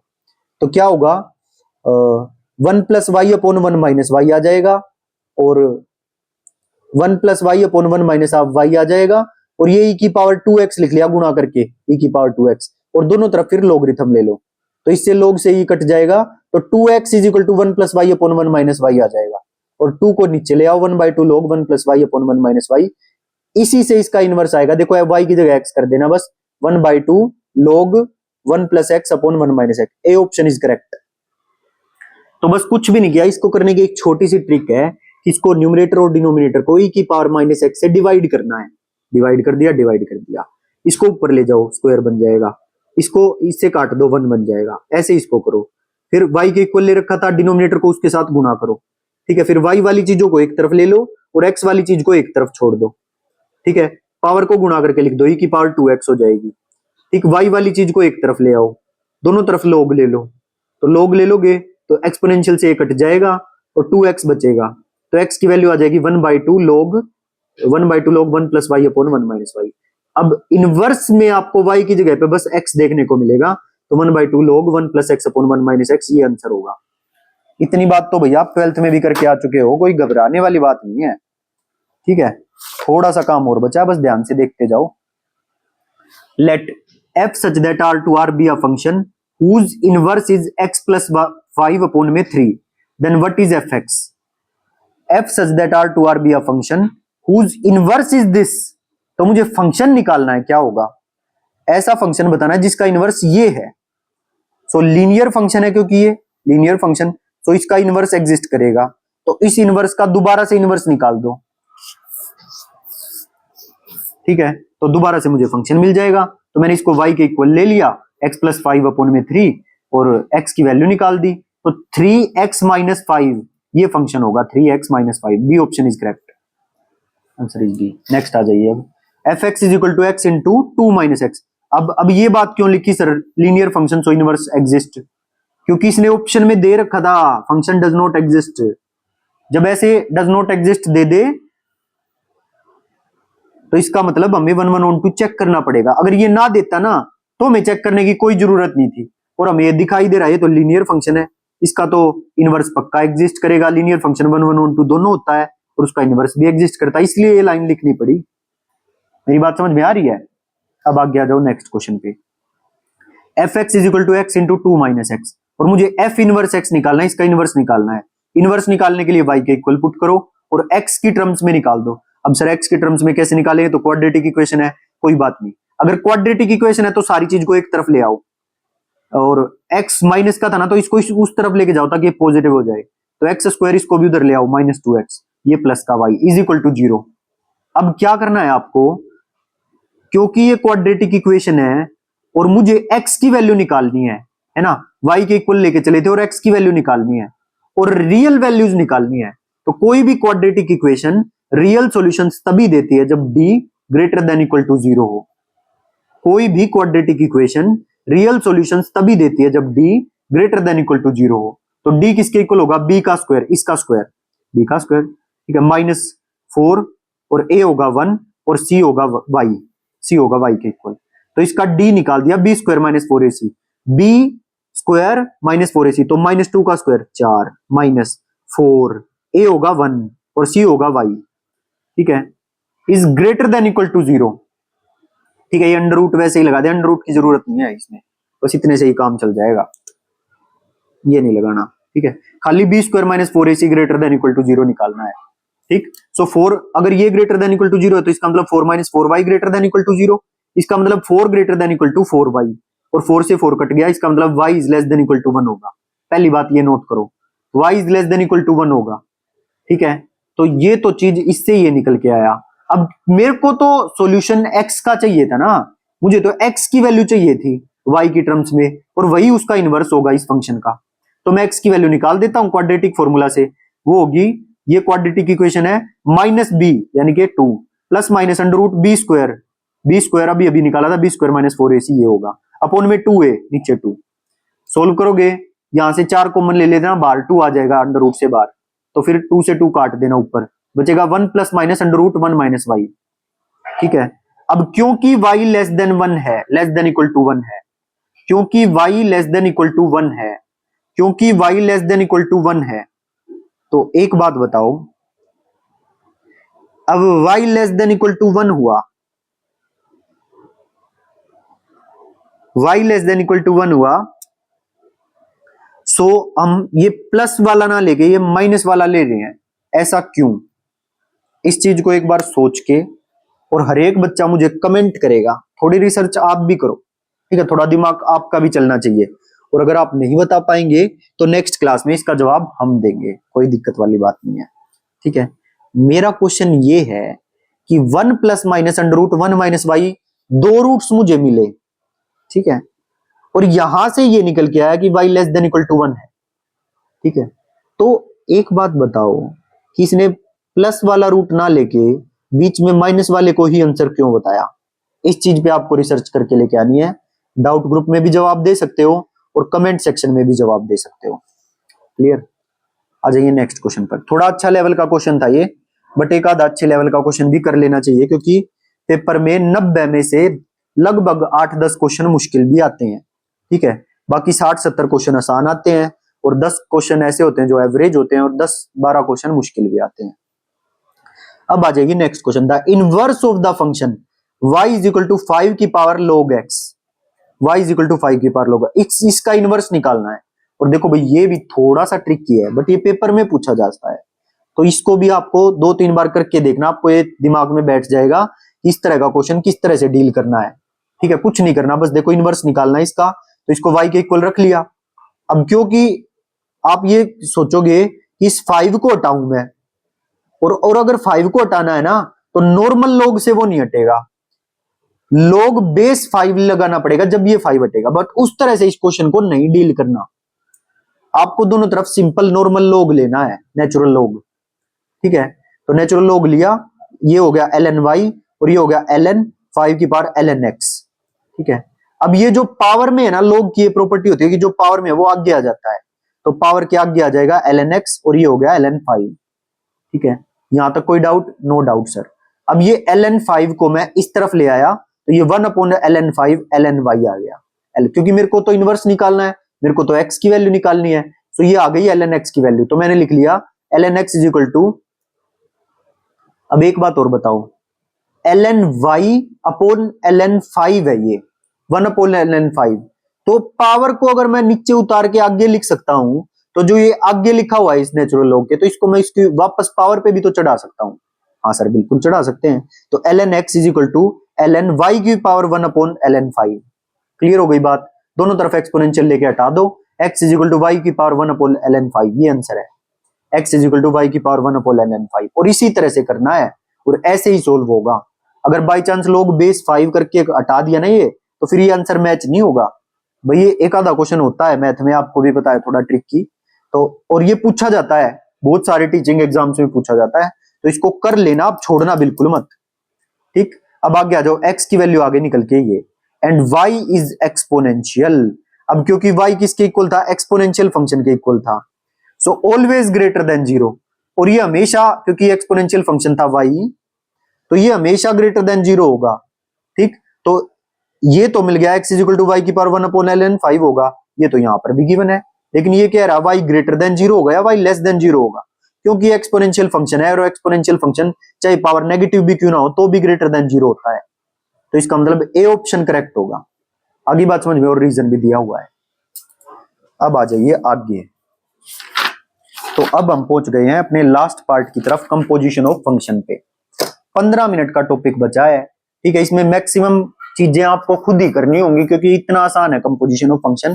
ठीक है, ये सारे सवाल आपको खुद करने हैं। मैं 2-4 सवाल आपको बता देता हूं ताकि आप आराम से कर पाओ, बाकी सारे इजी हैं। बाकी कोई दिक्कत आए तो डाउट ग्रुप में पूछ लेना। देखो भाई, कंपोजिशन ऑफ फंक्शन, एक क्वेश्चन बताऊंगा, बाकी सब सेम है। देखो क्या है, f x is equal to sine 2x plus 3 है, और g x is equal to 3x square plus 2 है। मेरे को फोग निकालना है, एफ ओ जी, मतलब एफ और जी का कंपोजिशन निकालना है। तो कंपोजिशन निकालते वक्त एफ को तो रखते हैं सेम, और इस ओ की जगह लगाते हैं, कंपोजिशन की जगह लगाते हैं ब्रैकेट, और जी को लिख लेते हैं जी एक्स। मतलब पहले जी एक्स पुट होगा, और जी एक्स है मेरा 3x स्क्वायर प्लस 2, एफ को रखा सेम, और जी एक्स की जगह 3x स्क्वायर प्लस 2 रख लिया। मतलब जो एफ एक्स था ना, उसमें एक्स की जगह आपको 3x स्क्वायर प्लस 2 रखना है। मतलब पहले साइन लिखो, 2 लिखो, और x की जगह पे 3x स्क्वायर प्लस 2 लिखो, और प्लस में 3 कर दो, तो ये फोग निकल के आ गया। और गोफ कैसे निकालेंगे, तो g को पहले फिक्स करो, इसकी जगह इसको हटाओ, कंपोजिशन को, और ब्रैकेट लगाओ, और एफ एक्स करो, एफ एक्स को पुट करो, इसमें पुट कर दिया। अब मेरे को g फंक्शन लेना है, और उसमें x की जगह पे ये पुट करना है, तो 3 सेम, x स्क्वायर की जगह पुट करो साइन 2x प्लस 3 का स्क्वायर, और प्लस में 2 करो। तो फोग और गोफ देखो बराबर नहीं आए, fog is not equal to gof, तो फोग और गोफ बराबर हो, ये बिल्कुल जरूरी नहीं है। ठीक, और अगर ऐसा हो गया कि फोग और गोफ बराबर हो गए किसी चीज के एक्स के, तो इसका मतलब एफ होगा वो जी का इनवर्स होगा, और जो जी होगा वो एफ का इनवर्स होगा। ये बात ध्यान रखना, अगर फोग और गोफ बराबर हो जाते हैं किसी चीज के, तो इसका मतलब एफ जो है वो जी का इनवर्स होगा, और जी जो है वो एफ का इनवर्स होगा। एफ का inverse is equal to G, G का inverse is equal to F, अगर ये बराबर हो जाते हैं तो। वैसे नॉर्मली ये इक्वल नहीं होते हैं। ठीक है, आ जाइए आगे। एफ एक्स मुझे ये गिवन है, और जी एक्स मुझे ये गिवन है, और फोग एक्स और गोफ एक्स बराबर गिवन है, तो इधर फोग एक्स निकाल दो, इधर गोफ एक्स निकाल दो, और बराबर पुट कर दो, के की वैल्यू आ जाएगी। ठीक है, निकाल लेना। अब f x is equal to 4x plus 3 है, और मुझे एफ कंपोजिशन एफ, और फिर जो आए उसमें -1 पुट करके आंसर बताना है क्या होगा। तो पहले मैं एफ -1 निकाल लू इसमें -1 पुट करके, तो जैसे ही मैं इसमें -1 पुट करूंगा तो आंसर आएगा 1 के इक्वल, है ना, -1 के इक्वल। तो इसका आंसर आ गया एफ -1 का -1, तो इसका आंसर तो -1 आ गया। अब इसमें -1 पुट करो फिर से, तो इसमें फिर से -1 पुट करेंगे, फिर -1 आ जाएगी इसकी वैल्यू, तो फिर से एफ में -1 पुट करो, एफ -1 की वैल्यू फिर से -1 is the answer, A option is correct. F x की वैल्यू है ग्रेटेस्ट इंटीजर फंक्शन एक्स, और जी एक्स की वैल्यू है मोड एक्स। ठीक है, what is f o f -9/5 and g o g -2, इसकी वैल्यू निकालनी है। ठीक है, तो पहले एफ कंपोजिशन एफ निकालो, फिर उसमें -9/5 पुट कर दो, फिर जी कंपोजिशन जी निकालो, उसमें -2 पुट कर दो। क्लियर। अब एक बात बताओ, ये 5 1 जा 5 और 5 2 जा तो 10 होता है, तो 1 पॉइंट समथिंग आएगी ना इसकी वैल्यू, और ये ग्रेटेस्ट इंटीजर फंक्शन है, और ये माइनस का है। ठीक है, अब रियल लाइन ड्रॉ कर लेते हैं। देखो, ये है 0, और ये है -1, और ये है 1, और ये है -2। ठीक है, अब ये आएगा -1 पॉइंट समथिंग, 1 पॉइंट समथिंग, और वो माइनस का आएगा, तो -1 पॉइंट समथिंग, यानी कि इसके बीच में कोई वैल्यू होगी, इसके बीच में। ठीक है, तो उसका ग्रेटेस्ट इंटीजर फंक्शन -2 होगा। तो पहली बात तो इसकी वैल्यू जो है वो कितनी आएगी, -2 आएगी। क्लियर। और ये गलत लिखा हुआ है भाई। हाँ, तो इतनी बात समझ में आ गई कि पहले एफ लगाया इस पे, और ये -1 पॉइंट समथिंग था, तो तो इस पे एफ लगाएंगे तो इसका मतलब -1 पॉइंट समथिंग लिया और उसका ग्रेटेस्ट इंटीजर लगाया तो -2 आ गया। और फिर से एफ पे एफ के अंदर -2 पुट करना है, क्योंकि दो एक बार तो ये निकाल लिया, अब इसकी जो वैल्यू आएगी उस पे ये एफ अप्लाई करेंगे, तो एफ -2 यहां लिख लिया। अब आ जाओ इधर वाली चीज को सोल्व करते हैं। जी के अंदर -2 पुट करो पहले, तो प्लस का 2 आ जाएगा, फिर इस जी के अंदर दोबारा से क्या प्लस का 2 पुट करो, क्योंकि इसकी वैल्यू प्लस का 2 आई है, तो G2 निकालना है, तो f -2 ही होगा, और G2 2 का मोड तो 2 ही होगा, 0 आंसर आ जाएगा। ठीक है, इस तरह से करना है, कुछ भी नहीं है, बहुत आसान है। ये देखो अब next question, fx is equal to log base e1 plus x upon 1 minus x, और gx की वैल्यू गिवन है 3x plus x cube upon 1 plus 3x square. जो भी बच्चा क्लास को लास्ट तक देखता है ना, समझ लो अपनी सफलता के करीब जा रहा है वो। हर एक क्लास जो वो ढंग से देखता है एक्टिव होके, ये नहीं कि लेट के देख रहे हैं, तो हर एक बच्चे को बिल्कुल अटेंशन होके, अटेंशन का मतलब ये नहीं कि खड़े होके और फर्श पे मारो एडी, सावधान ठीक है, अटेंशन का मतलब बिल्कुल बैक स्ट्रेट और अच्छे से एक्टिव होके बैठ जाना हर एक बच्चे को।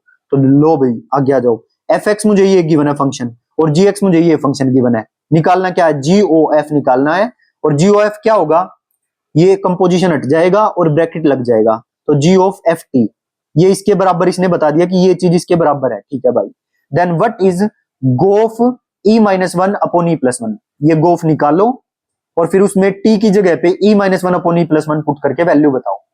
तो ठीक है सर, लो अभी बता देते हैं गोफ। तो इसने क्या निकाल दिया ये, तो इसने भाई देखो, क्योंकि मुझे गोफ निकालना था ना, तो पहले ये f के अंदर ये वैल्यू पुट करके और इसकी वैल्यू निकाल लेते हैं, इसकी वैल्यू, फिर जो वैल्यू निकल के आएगी उसको g में रख देंगे, इसने ये किया है। ठीक है, तो पहले ये वैल्यू निकाल रहा है, ये f e-1 अपॉन e+1 ये रखा। ठीक है, तो अब x की जगह पे ये चीज रखो, log बेस e लिखो चाहे मत लिखो, वो एक ही बात होती है, 1 प्लस x की जगह पे रखो e-1 upon e+1, 1 minus e-1 upon e+1, LCM लो, सोल्व करो, केवल e बचेगा, कट के 1 आ जाएगा। ठीक है, अब इसकी वैल्यू आ गई 1, अब g के अंदर 1 रखना है, तो g के अंदर 1 रखोगे तो 3 प्लस 1 का क्यूब 1, 1 प्लस 3 इंटू 1 का स्क्वायर, ये आ गया, तो 4/4 1 आंसर। आई होप बात समझ में आ रही होगी। अब आ जाइए आगे, f such that closed interval -6 to 6 2r be defined by fx is equal to this, तो मुझे क्या निकालना है, f कंपोजिशन f और -1 इज इक्वल टू, स्टेटमेंट दिया ये बतानी, स्टेटमेंट 1 ठीक हो गया, स्टेटमेंट 2 f कंपोजिशन f और -1, f कंपोजिशन f और 1। ठीक है, तो पहले इसको सोल्व करो और इसको सोल्व करो, अगर ये दोनों बराबर आ जाते हैं तो स्टेटमेंट 1 ट्रू, नहीं तो नहीं होगी। दूसरा, f कंपोजिशन f -1 पुट करो निकाल के, और f कंपोजिशन f 1 पुट करो और गुणा में -4 करो, और ये निकालो f कंपोजिशन f 0 पुट करो। अगर ये तीनों बराबर आ जाते हैं तो ये स्टेटमेंट ट्रू, ना तो फॉल्स। अब एक निकाल के मैं बता देता हूं, देखो f कंपोजिशन f -1, तो पहले f -1 निकालना होता है ना, तो f -1 की वैल्यू मैंने यहां से निकाल ली, -1 पुट करेंगे तो क्या आएगा, प्लस का 1, और 1 माइनस में 3 -2। ठीक है, अब f इतने की वैल्यू आ गई -2, अब फिर से f लगाओ, इस -2 पुट करो इस f के अंदर, तो -2 पुट करेंगे तो 4 -3 1, तो अब आ गया 1, अब f1 लगाओ यहाँ पर 1 -3 -2 का आंसर, तो इसकी वैल्यू आ गई -2। अब सेम काम इस पे करो, तो सेम काम इस पे करोगे तो ये भी -2 आ जाएगा, तो 1 तो हो गई ट्रू। अब एक बात बताओ, 2 को चेक करने की जरूरत है क्या, नहीं है सर, क्यों, क्योंकि f कंपोजिशन है -1 इसी के इक्वल है, और ये तो 4 गुणा कर रहा है इसमें -4, तो इसके इक्वल कभी आ सकता है, नहीं आ सकता, तो 2 यहीं से गलत होगी, ओनली 1 इज ट्रू। ठीक है, आगे आ जाओ, अब कितना आसान है देखो, है ना, fx is equal to px plus q और gx is equal to mx plus n है, then f composition gx and g composition fx is equivalent to, तो फंक्शन f के अंदर पहले gx पुट करो, f gx mx plus n है, और g के अंदर fx पुट करो px प्लस q। ठीक है, अब फंक्शन f था ये, इसकी जगह पर mx प्लस n पुट कर दो, px की जगह पर mx plus n plus q, और g के अंदर क्या पुट करना है, px प्लस q पुट करना है, m और x की जगह px प्लस q और प्लस में n, ये वाला n, दोनों तरफ सोल्व कर दो, जो कट रहा है काट दो, ये आ जाएगा। ठीक, अब हमें देखना है, अब ये तो आ गया, ऐसे ऑप्शन तो गिवन नहीं है, ठीक है, तो ऑप्शन पुट करो। देखो जैसे सी ऑप्शन है ना, फंक्शन में एफ फंक्शन में एन पुट करो तो पी एन प्लस क्यू, और ये भी पी एन प्लस क्यू है, और ये देखो जी क्यू, तो m q plus n, m q plus n, तो इसका मतलब सी ऑप्शन ठीक होगा, वो पुट करके देख लेना है। Is it clear? थोड़ा टाइम लगवाने के लिए ये सब कार्रवाई रचता है वो, ताकि बच्चा थोड़ा घबरा जाए, लेकिन आपको किसी को भी नहीं घबराना है, ठीक है भाई। 5-10 मिनट की और क्लास होगी, फटाफट खत्म कर देंगे। अब ये क्वेश्चन देखो, f x is equal to x square है, g x is equal to 10x है, और h x is equal to l n x है, और x की वैल्यू under root pi by 2 given है, और इसकी वैल्यू निकालनी है, ठीक है। इसकी वैल्यू जब निकालोगे, सोल्व कर लेना, कंपोजिशन है, कुछ नहीं है, पुट करके जीरो आंसर आ जाएगा। कोई दिक्कत हो तो डाउट ग्रुप में आ जाना। एफ एक्स पोलिनोमियल है और ये चीज गिवन है, ठीक, तो इससे हम क्या करेंगे, फंक्शन निकालेंगे पहले तो, और फिर उसका डेरिवेटिव करेंगे, और फिर वन पुट करेंगे उसके अंदर। तो मुझे तो ये गिवन है, तो इस चीज को तो मैं सिंपल ऐसे लिख सकता हूं, एफ और एफ एक्स कंपोजिशन हटा के इज इक्वल टू एक्स की पावर 4। अब इस अपने एक्स की पावर 4 को मैं एक्स स्क्वायर का स्क्वायर लिख सकता हूं, तो इसका मतलब जरूर एफ एक्स जो है वो एक्स स्क्वायर के इक्वल रहा होगा, ठीक है, और फिर इस पे दोबारा कंपोजिशन लग के दोबारा स्क्वायर लग गया होगा। तो एफ एक्स ऐसे मैंने निकाल लिया सोल्व करके, f x is equal to x square आ गया, ठीक। ज्यादा हैवी क्वेश्चन इसमें ऐसा पूछेगा नहीं, नॉर्मली पूछेगा जिससे आप फंक्शन निकाल पाओगे, ठीक है। तो इसका डेरिवेटिव लोगे तो 2x आएगा, 1 पे निकालना था 2 आंसर। नेक्स्ट आ जाओ, एफ एक्स मुझे ये गिवन है और जी ओ एफ एक्स मुझे ये गिवन है, which one of the following is possible expression for g x, और ये बताना इनमें से जी एक्स कौन हो सकता है। तो सबसे पहले तो जी इस कंपोजिशन को हटा के एफ एक्स पुट कर देंगे, f x x square minus 1, this is equal to this, ठीक। तो अब मेरे को जी एक्स फंक्शन निकालना है, तो मैं क्या करूंगा, इसको टी पुट कर लूंगा थोड़ी देर के लिए, put x square minus 1 is equal to t, यहां से एक्स की वैल्यू निकाल लो, तो 1 को -1 को उधर ले जाएंगे +1, दोनों तरफ रूट लेंगे तो x is equal to t plus 1 की पावर 1/2 आ जाएगी, ठीक है। तो अब इस x की जगह, अब क्योंकि इसको तो मैंने t ले लिया तो ये हो जाएगा gt, x की जगह पुट करना है ये चीज, तो x की जगह मैंने रखा t प्लस 1 की पावर हाफ, और इस x की जगह रखा t प्लस 1 की पावर हाफ थी, और एक पावर हाफ, इसमें रूट पावर हाफ होती है ना, तो कुल मिला के पावर 1/4 हो जाएगी, और 1 एज इट इज, ठीक है। तो अब कंपेयर कर लो, ये हो गया t प्लस 1 का अंडर रूट, यानी कि तो अब मुझे निकालना था gx, तो इस t की जगह मतलब ये वाला आ गया मेरे पास, ठीक है। और अब क्या करेंगे, इस t की जगह x पुट कर लो तो वो फंक्शन gx बन जाएगा। भाई मेरी बात समझे या नहीं समझे? देखो मैंने एक्स स्क्वायर माइनस 1 को t पुट किया था, ठीक है, तो ऐसा मत कर देना कि इस t की जगह अब दोबारा ये पुट कर दो ना, अरे भाई t आ गया, t वेरिएबल ही तो है, और मुझे t की जगह मान लो x चाहिए तो t की जगह x पुट कर दो, पूरा फंक्शन आ जाएगा x के अंदर, तो ये हो जाएगा t प्लस 1 की पावर, अगर मैं x में पुट करूंगा तो x प्लस 1 का अंडर रूट, x प्लस 1 का अंडर रूट इन तीनों में है, बीच में माइनस x प्लस 1 की पावर 1/4 की पावर 1/4, इस पावर 1/4 को ऐसे नॉर्मली भी लिख सकते हैं, और इसका फोर्थ रूट भी लिख सकते हैं ऐसे, और +1, b option is correct. Next पे आ जाइए, ये वाला क्वेश्चन आपको खुद करना है, ये सेम वही क्वेश्चन है, देखो 4f(x) और -f(1/x) is equal to 2x plus 1/x और 2x माइनस 1/x।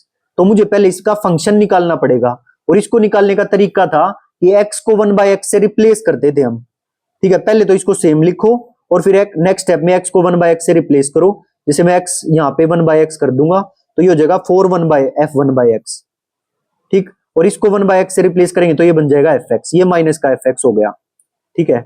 इतनी बात समझ में आ गई, और ये 4 है।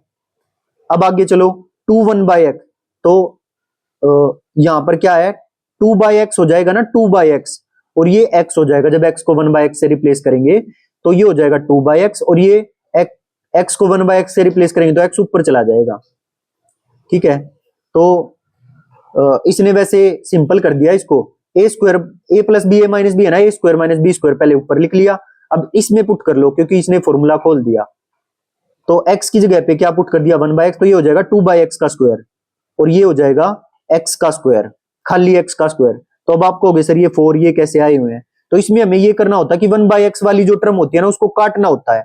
अब इसमें 4 लगा है और इसमें कुछ भी नहीं लगा है, तो मैं इस पूरी नीचे वाली को 4 से डिवाइड कर दूंगा, तो ये 4 से 4 कट जाएगा, तो 4 से इसको भी डिवाइड किया, इसको भी डिवाइड किया, इसको भी डिवाइड किया, तो ये कट जाएगा, दोनों को जोड़ देंगे, तो इसको जोड़ोगे तो आएगा 4f(x) माइनस f(x/4). ये आएगा, ये कट गया है क्योंकि 2 दूनी 4 और नीचे 4 था, ये कट गया। और ये -1/x² था, ये प्लस का था, ये इससे कट जाएगा। ये आ जाएगा 4x² यानी कि 2x का होल स्क्वायर, और ये आ जाएगा -x²/4। fx कॉमन ले लो, fx कॉमन लेके f2 की वैल्यू निकालनी है। f2 की वैल्यू आ जाएगी 4, करके देख लेना, बिना देखे करना है ये। और इस टाइप के क्वेश्चन हम कर चुके हैं, ठीक। और इसी प्रोसेस से ये सोल्व होते हैं, और कोई तरीका नहीं है। अब आ जाओ आगे, बिल्कुल लास्ट पे हम पहुंचते जा रहे हैं। fx is equal to x/x-1 है, then what is fa/fa+1 equal to.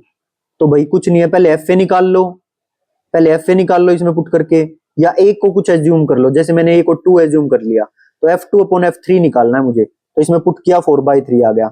अब ऑप्शन में पुट कर लो, जैसे मैंने बी ऑप्शन में पुट किया, a मैंने क्या एज्यूम किया था 2 का स्क्वायर f4 निकालूंगा 4/3 आया है। ऐसे कर सकते हो, ठीक है, इजी पड़ता है ऐसे पुट करने से। अब आ जाओ एक्सप्लिसिट फंक्शन और इम्प्लिसिट फंक्शन। भाई 5 मिनट की या 10 मिनट की और क्लास है, बस सुनते जाना।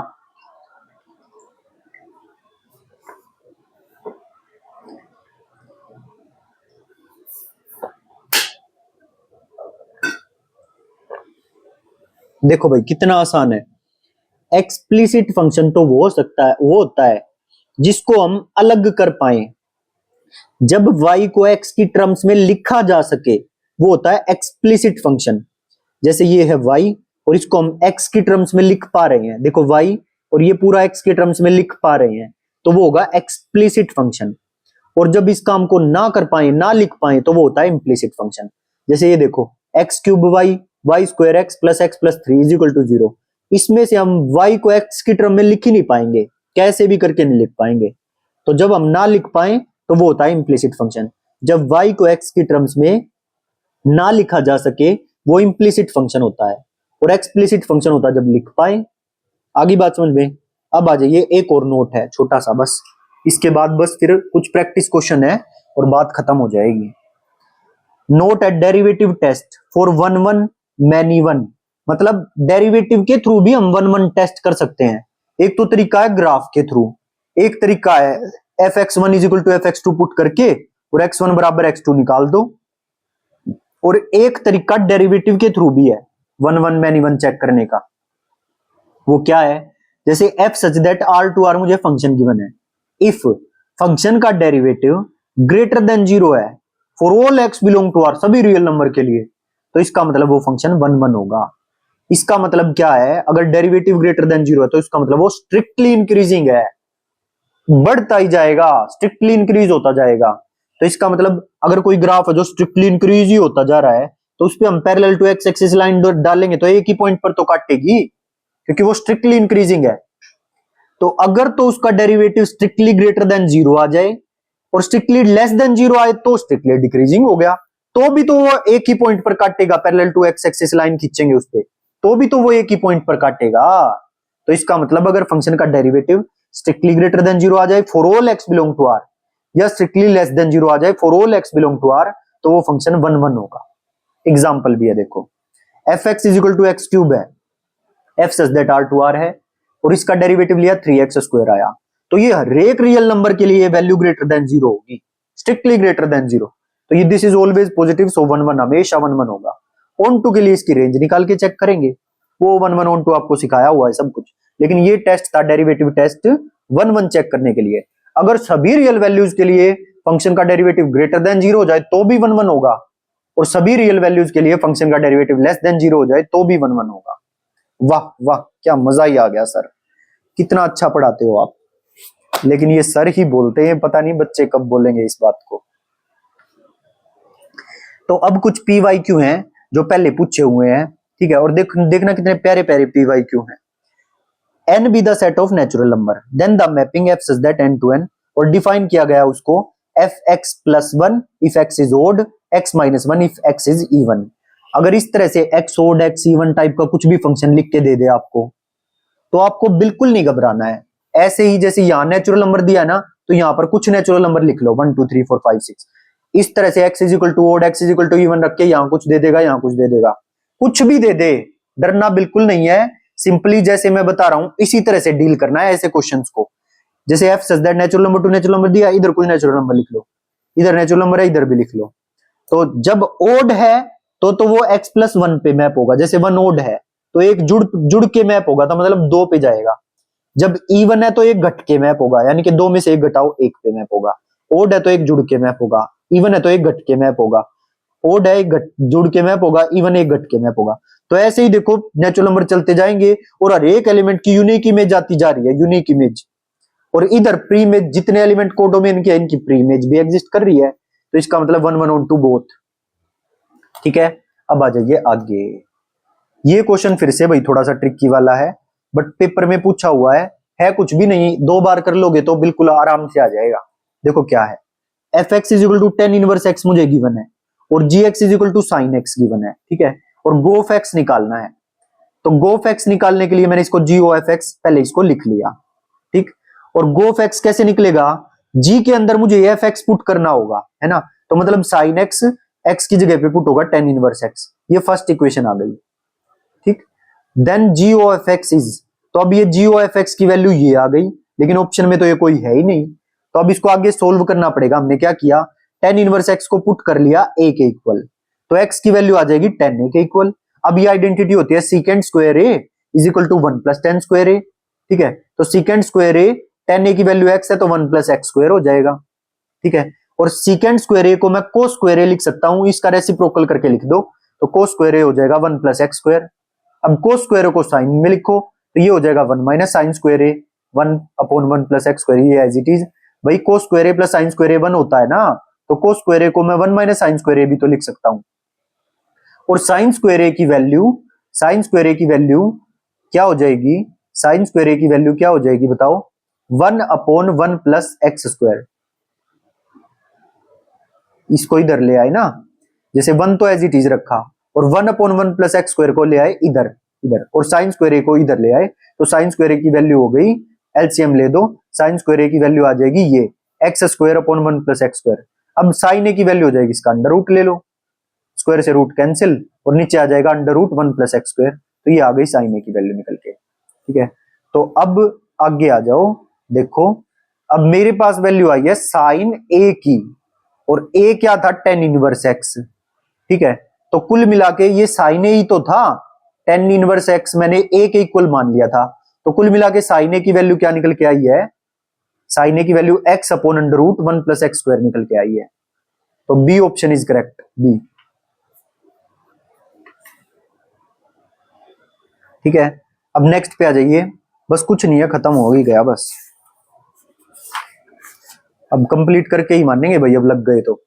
F x is equal to log e x plus under root one plus x square, ये मुझे गिवन है और इसका इनवर्स निकालना है, इनवर्स इज इक्वल टू, तो क्या करेंगे, y के इक्वल लेके चलेंगे ना इसका इनवर्स निकालने के लिए, और लॉगरिथम हटाना पड़ेगा, x की वैल्यू निकालनी है तो y is equal to log this, तो दोनों तरफ एक्सपोनेंशियल ले लेंगे ताकि ये लॉग हट जाए, तो e की पावर y किसके इक्वल आ गया, इसके। ठीक है, अब आगे क्या करेंगे, देखो इस क्योंकि रूट भी हटाना है तो इस x को इधर ले आओ और दोनों तरफ स्क्वायरिंग कर दो, तो इस स्क्वायर को खोल दो, तो इसका स्क्वायर होगा e की पावर टू वाई, इसका स्क्वायर होगा प्लस में एक्स स्क्वायर और माइनस में टू ए बी, ये one plus x square as it is, x square से एक्स स्क्वायर कट हो जाएगा और x की वैल्यू इसको पूरे को उधर ले जाओ और x की वैल्यू निकाल दो इसके टर्म्स में, तो इनवर्स आ गया, क्या आया इनवर्स, e की power to x minus one upon e की पावर एक्स।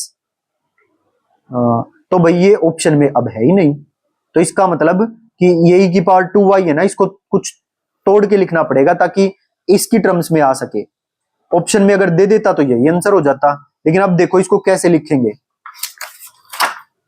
और ये ध्यान करना e की power to y minus one upon two e की पावर वाई है, तो इसको लिखेंगे भाई, क्योंकि वो e की पावर टू वाई है ना, तो उसको मैं e की पावर वाई प्लस वाई लिख सकता हूं, और उस एक e की पावर वाई को फिर रफ पे उस पे समझाता हूं। देखो जैसे ये देखो e की power to y minus one upon क्या था, टू ई की पावर वाई, हाँ टू ई की पावर वाई था, टू ई की पावर वाई, तो इसको मैं e की पावर वाई प्लस वाई लिख सकता हूं minus one upon two e की पावर वाई, और इसको मैं e की पावर वाई डॉट ई की power y minus one two e की पावर वाई ऐसे भी लिख सकता हूं।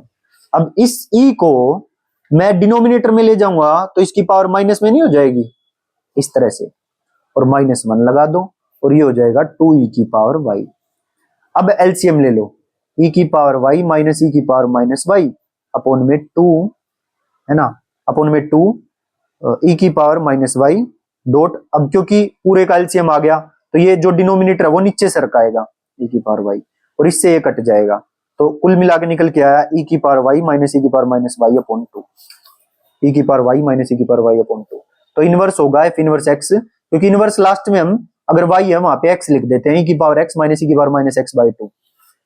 आई होप समझ में आ रहा होगा सभी को। और ये बात हम शुरू में करके आए थे कि अगर function f x plus y is equal to f x plus f y है तो उस फंक्शन को लेट करते हैं हम f x is equal to k x. वो जो 4 इंपोर्टेंट फंक्शन नहीं थे तो वही है, ठीक है। अब ये बताना है कि f x is defined by this for all real number x and y, then f x is odd even both even and odd none. तो ओड इवन कैसे चेक करते हैं, एक्स की जगह माइनस एक्स पुट करो, तो minus x put करोगे, अब क्योंकि ये कंडीशन है, ये कंडीशन क्या फंक्शन देती है, f x is equal to k x देती है, और ये x की जगह माइनस एक्स पुट करोगे तो माइनस बाहर आ जाएगा, तो इसका मतलब ये फंक्शन होगा ओड। कितना आसान था, ओड फंक्शन। अब जिसने कॉन्सेप्ट अच्छे से किए होंगे उसको तो आसान लगेगा ही भाई। अब यहाँ पे आ जाओ, f x is equal to cos pi square x plus में cos minus pi square x, और ये ग्रेटेस्ट इंटीजर फंक्शन है।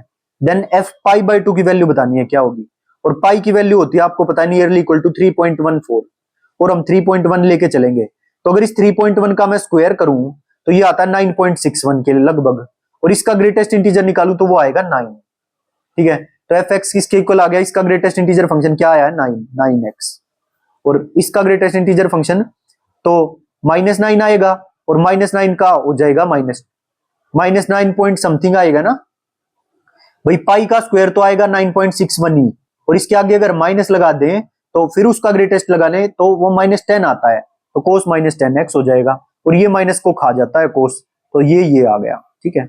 अब x की जगह मुझे एफ एक्स की वैल्यू आ गई ये, और मुझे तो पाई बाई 2 पे वैल्यू चाहिए, तो x की जगह पर पाई बाई 2 पुट कर दो बस, और कोस जो है वो odd multiple of pi by 2 पे वैल्यू देता है। अब जो कोस है, जैसे कोस 9 पाई बाई 2 है, और ये कोस है, देखो odd multiple of pi by 2 पे कोस वैल्यू देता है 0, और कोस पाई की वैल्यू होती है -1, कोस 2 पाई की वैल्यू होती है 1, कोस 3 पाई की वैल्यू होती है -1, कोस 4 पाई की वैल्यू होती है 1, कोस 5 पाई की वैल्यू होती है -1, सो -1 इज द आंसर।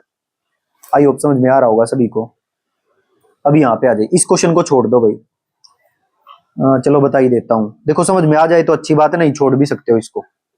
देखो क्या है, थोड़े हाई लेवल के क्वेश्चन बताए हुए हैं ये। तो f such that r to r, f x मुझे ये गिवन है, तो क्योंकि मॉडुलस है तो इसको हम ब्रेक कर सकते हैं इस फंक्शन को। x greater than equal to 0 के लिए क्या बनेगा, 6 की पावर x प्लस 6 की पावर x, और x लेस देन 0 के लिए क्या बनेगा, ये माइनस लग जाएगा इस पे, 6 की पावर x प्लस 6 की पावर माइनस x, ठीक है। ये हो जाएगा ट्वाइस 6 की पावर x और x ग्रेटर देन 0, और ये हो जाएगा x लेस देन 0 के लिए ये हो जाएगा 6 की पावर x प्लस 6 की power minus x as it is, ठीक है। तो सबसे पहले हमने क्या किया, हमने -1 पे इसकी वैल्यू निकाली क्या होगी, ठीक है। सो एक बात बताओ, ये तो सिंपल एक्सपोनेंशियल फंक्शन है ना भाई, एक्सपोनेंशियल फंक्शन है, और x greater than equal to 0 के लिए जो ग्राफ एक्सपोनेंशियल फंक्शन का बनता है वही बनेगा, a की पावर x का, और a ग्रेटर देन 1 है तो इसका कुछ ऐसा सा ही ग्राफ बनेगा, मतलब 0 x को x एक्सिस से थोड़ा सा ऊपर, और इस तरह से ऊपर जाएगा, क्योंकि एक्सपोनेंशियल का ग्राफ हमें पता ही है इस तरह से ऊपर उठता जाएगा। तो इसका ग्रेटर देन 0 के लिए तो होगी बात ठीक। अब मुझे लेस देन 0 के लिए चेक करना है कि ये क्या चीज शो कर रहा है, तो मैंने कोई पॉइंट लिया -1 और वो इसमें पुट करके देखा, तो 6 की पावर -1 और ये हो जाएगा 6 की पावर 1, तो ये कुल मिला के आ जाएगा 1/6 प्लस 6, और इसको जोड़ेंगे तो ये 6.16 वैल्यू देगा। तो देखो x -1 पुट करने पर y की वैल्यू आ रही है 6.16, तो ये ग्राफ कुछ इस तरह से ऊपर की तरफ जा रहा है, ठीक है। तो इसका मतलब ये 1 तो होगा नहीं, क्योंकि मैंने पैरेलल लाइन खींच के देखी 2 पॉइंट पर कट करेगी, तो 1 तो होगा नहीं। ऑन टू भी नहीं होगा क्योंकि रियल टू रियल है, और कितने सारे पॉइंट नीचे बच गए जिनकी प्री इमेज हमें नहीं मिली, क्योंकि ग्राफ ऊपर ही ऊपर रह गया और पूरा R2R था, तो नीचे वाले पॉइंट्स की तो प्री इमेज मिली ही नहीं, ग्राफ ऊपर ही रह गया, तो इसलिए प्री इमेज सभी की नहीं मिली, तो इसलिए ऑन टू भी नहीं होगा, नाइदर 1 1 नॉर ऑन टू, बस यही था, ठीक है। एक्सपोनेंशियल, ये लिखा हुआ देखो, एक्सपोनेंशियल फंक्शन हमेशा पॉजिटिव रहेगा, तो नेगेटिव रियल नंबर की प्री इमेज नहीं मिलेगी, सो नॉट ऑन टू। अब आ जाइए आगे, domain of the real value function, मुझे एक फंक्शन दे दिया ये, और इसका डोमेन बताना है, और आपको पता है अंडर रूट के अंदर जो भी पुट होता है वो greater than equal to 0 value put होएगी, तो इसका मतलब 2 माइनस मोड एक्स हमेशा ग्रेटर देन इक्वल टू 0 रहेगा, और इसके अंदर भी 1 प्लस मोड एक्स हमेशा ग्रेटर देन इक्वल टू 0 रहेगा। ठीक, अच्छा उधर ले जाएंगे तो mod x less than equal to 2, और इसको बताया हुआ है कि कभी भी mod x less than equal to a हो, mode x less than equal to a हो, तो उसमें x less than equal to minus a to a होता है। ठीक, और अगर mod x is greater than equal to a हो तो एक्स बिलोंग टू होता है minus infinity to minus a union a to infinity, ये चीज होती है। तो अभी ये लेस देन इक्वल टू है, तो इसका मतलब एक्स माइनस ए से ए के बीच में होगा और इक्वालिटी लगेगी, क्योंकि यहाँ इक्वालिटी है। तो देखो mod x less than equal to 2 है, तो एक्स होगा बिटवीन माइनस टू टू 2। यहां से क्या निकल के आया, mod x is greater than equal to minus 1, तो भाई किसी का भी मोड ले लो वो तो माइनस 1 से बड़ा होता ही है, इसमें अलग बात क्या हुई, सबका ही माइनस 1 से बड़ा होता है। सो इग्नोर, इस कंडीशन को इग्नोर कर दो क्योंकि ये तो ऑलवेज ट्रू है, तो सिर्फ आंसर क्या होगा, closed interval minus two to 2, इसका डोमेन ये होगा। अब आ जाओ आगे, y is terms of variable x, y is terms of variable x, मतलब y को x की टर्म्स में लिख पा रहे हैं, तो उसको हम बोलते हैं explicit function, y is known as explicit function. अब कुछ सवाल हो रहे हैं और बस देखो खत्म हो गया, बस आधा पेज और बचा है। देखो मैंने सिग्नम फंक्शन बताया था आपको, और इसका ग्राफ कैसे बनेगा सिग्नम फंक्शन का, ये कुछ छोटे छोटे से ग्राफ हैं भाई, कुछ भी नहीं है, इजी है। Signum mode x, signum function mode x ले लिया, right explicitly and draw the graph. अब एक बात बताओ, जो सिग्नम एक्स होता था ना, सिग्नम एक्स वो किसके बराबर होता था, मोड एक्स अपॉन एक्स के, और इसकी वैल्यू आती थी 1 when x is greater than 0, 0 when x is equal to 0 and -1 when x less than 0। ठीक है, अब उसने कह दिया कि जो x है ना वो मोड x के बराबर है, मतलब सारी पॉजिटिव चीज आएंगी इसके अंदर और 0 आ सकती है बस। ठीक है, क्योंकि ये हमेशा पॉजिटिव रहेगा या 0 होगा, x 0 पुट करेंगे तो 0 आ जाएगा, बाकी कुछ भी पुट कर लो ये हमेशा पॉजिटिव आएगा, और पॉजिटिव के लिए सिग्नम फंक्शन वैल्यू देता है 1 और 0 के लिए वैल्यू देता है 0। तो x की वैल्यू में कुछ भी पुट करूं, कुछ भी पुट करूं, और y की वैल्यू हमेशा क्या मिल रही है मेरे को, 0 मिल रही है, 1 मिल रही है ना। तो x नॉन जीरो के लिए इसका मतलब ये क्या होगा, कुछ भी नॉन जीरो वैल्यू पुट कर लूं ये मोड हमेशा पॉजिटिव बना देगा उसे, और सिग्नम फंक्शन पॉजिटिव के लिए वैल्यू देता है 1, है ना। इसके अंदर सिर्फ पॉजिटिव वैल्यू डलेंगी, और ये सिग्नम फंक्शन पॉजिटिव वैल्यू के लिए 1 आंसर देता है, x greater than equal to के लिए 1 देता है। तो इसका मतलब है जब भी x नॉन जीरो चीज इसके अंदर पुट करी जाएगी y की वैल्यू 1 आएगी, और x इज इक्वल टू 0 पे तो ये 0 देगा ही। तो ग्राफ क्या बनेगा, x 0 पे y की वैल्यू 0, तो एक तो पॉइंट आ गया ये, ठीक है, और बाकी सभी नॉन जीरो, x की कोई भी नॉन जीरो वैल्यू ले लें उस पे y की वैल्यू 1 के इक्वल आएगी, और 0 पे ये ओपन बॉल बनाइए क्योंकि 1 0 पे वैल्यू 0 देता है, ये ग्राफ बनेगा इसका। ठीक है, अब यहां आ जाओ, अब सिग्नम फंक्शन सिर्फ ये ध्यान रखना, सिग्नम फंक्शन अगर x पॉजिटिव है तो 1 वैल्यू देता है, x अगर नेगेटिव है तो -1 वैल्यू देता है, और 0 पे 0 देता है। ठीक है, अब की बार सिग्नम के अंदर ये क्वाड्रेटिक इक्वेशन डाल दी, write explicitly and draw the graph. तो पहले इसको फैक्टराइज कर लेंगे और इसके फैक्टर निकल के आएंगे ये, तो एक तो रूट आया इसका 1 और एक रूट आया 2, मैंने इसको ड्रॉ कर लिया साइन स्कीम पे। तो 2 से आगे इसमें कोई पॉइंट पुट करके देखो पॉजिटिव वैल्यू आएगी, 1 और 2 के बीच में कुछ पुट करके देखो नेगेटिव आएगी, और 1 से छोटी कोई वैल्यू इसके बीच में पुट करोगे तो पॉजिटिव वैल्यू आएगी। तो जो सिग्नम फंक्शन है मैंने बताया था कि जब जब पॉजिटिव वैल्यू इसके अंदर हम डालेंगे तो वो 1 वैल्यू देगा, तो मतलब x लेस देन के लिए और x ग्रेटर देन 2 के लिए 1 वैल्यू देगा ये। ठीक है, और 1 और 2 पे वैल्यू 0 है तो 1 और 2 पे वैल्यू 0 देगा, नेगेटिव वैल्यू है 1 और 2 के बीच में तो नेगेटिव वैल्यू के लिए -1 देता है तो -1। अब इसका ग्राफ ड्रॉ करो, देखो x जब 1 से छोटा है और 2 से बड़ा है तो y की वैल्यू 1 आ रही है, तो x स्ट्रिक्टली ग्रेटर देन 2, देखो 2 पे ओपन बॉल है ना, और 1 पे भी ओपन बॉल है, और 2 से बड़ी वैल्यू के लिए y की वैल्यू 1 आ रही है, और 1 से छोटी वैल्यू के लिए भी y की वैल्यू 1 आ रही है, तो y1 ये लाइन ही तो होती है, y इज इक्वल टू 1 का ग्राफ ये लाइन ही तो होती है, ये ड्रॉ कर दिया। अच्छा 1 और 2 पे वैल्यू आएगी 0, x अगर 1 पुट करूं तो y की वैल्यू 0, तो 1,0 यही पॉइंट होगा, और x की वैल्यू 2 पुट करूं तो y की वैल्यू 0, तो 2,0 भी यही पॉइंट होगा। ठीक है, क्लियर। और जब x 1 से 2 के बीच में है x, तो उसके लिए y की वैल्यू होगी -1, तो -1 आ गया। Is it clear? अब एक सिंपल सा और है, ये भी मतलब आप सिग्नम फंक्शन में फिर कभी कंफ्यूज नहीं होगे। देखो सिग्नम के अंदर इसने sin x डाल दिया, और आपको sin x का ग्राफ पता है कि 0 पे वैल्यू 0 देता है, π/2 पे वैल्यू 1 देता है मैक्सिमम। ठीक है, फिर पाई पे वैल्यू देगा, ये π/2 पे y की वैल्यू कितनी देता है, 1 देता है, 1 यहाँ पर। पाई पे वैल्यू 0, 2 पाई पे 0, 3 पाई पे 0, इस तरह से ग्राफ चलता है। मतलब 0 से पाई पे ग्राफ ऊपर की तरफ है, मतलब 0 से पाई के बीच में ग्राफ पॉजिटिव है, और पॉजिटिव के लिए वैल्यू देगा 1। तो जब भी मेरा ग्राफ 2k पाई से 2k प्लस 1 पाई तक है, देखो 2k पाई यानी कि 2 पाई, और 2k प्लस 1 पाई तो यानी कि 3 पाई है ना, उसमें एक जोड़ दो, जैसे 2 पाई था ये 2 पाई, और अगला इससे अगले वाला, वहां पर वैल्यू पॉजिटिव रह रही है, तो 2k पाई 2k प्लस 1 पाई पे ग्राफ पॉजिटिव है, तो इसका मतलब सिग्नम फंक्शन में डालेंगे तो 1 वैल्यू देगा। n पाई पे देखो 0 है, पाई पे 0, 2 पाई पे 0, 3 पाई पे 0, 0 पे 0, तो x is equal to n pi के लिए सिग्नम फंक्शन 0 देगा। और देखो नीचे किसके लिए है, देखो ये पाई है, तो 2k माइनस 1 पाई से 2k पाई, 2k माइनस 1 क्यों लिया, क्योंकि k की जगह 1 पुट करके देख लो, तो 2 में से एक गया, एक तभी तो आएगा। ठीक है, तो 2k माइनस 1 पाई से 2k पाई जब हम ले रहे हैं तो नीचे ग्राफ आ रहा है, और उसके लिए वैल्यू -1 देगा।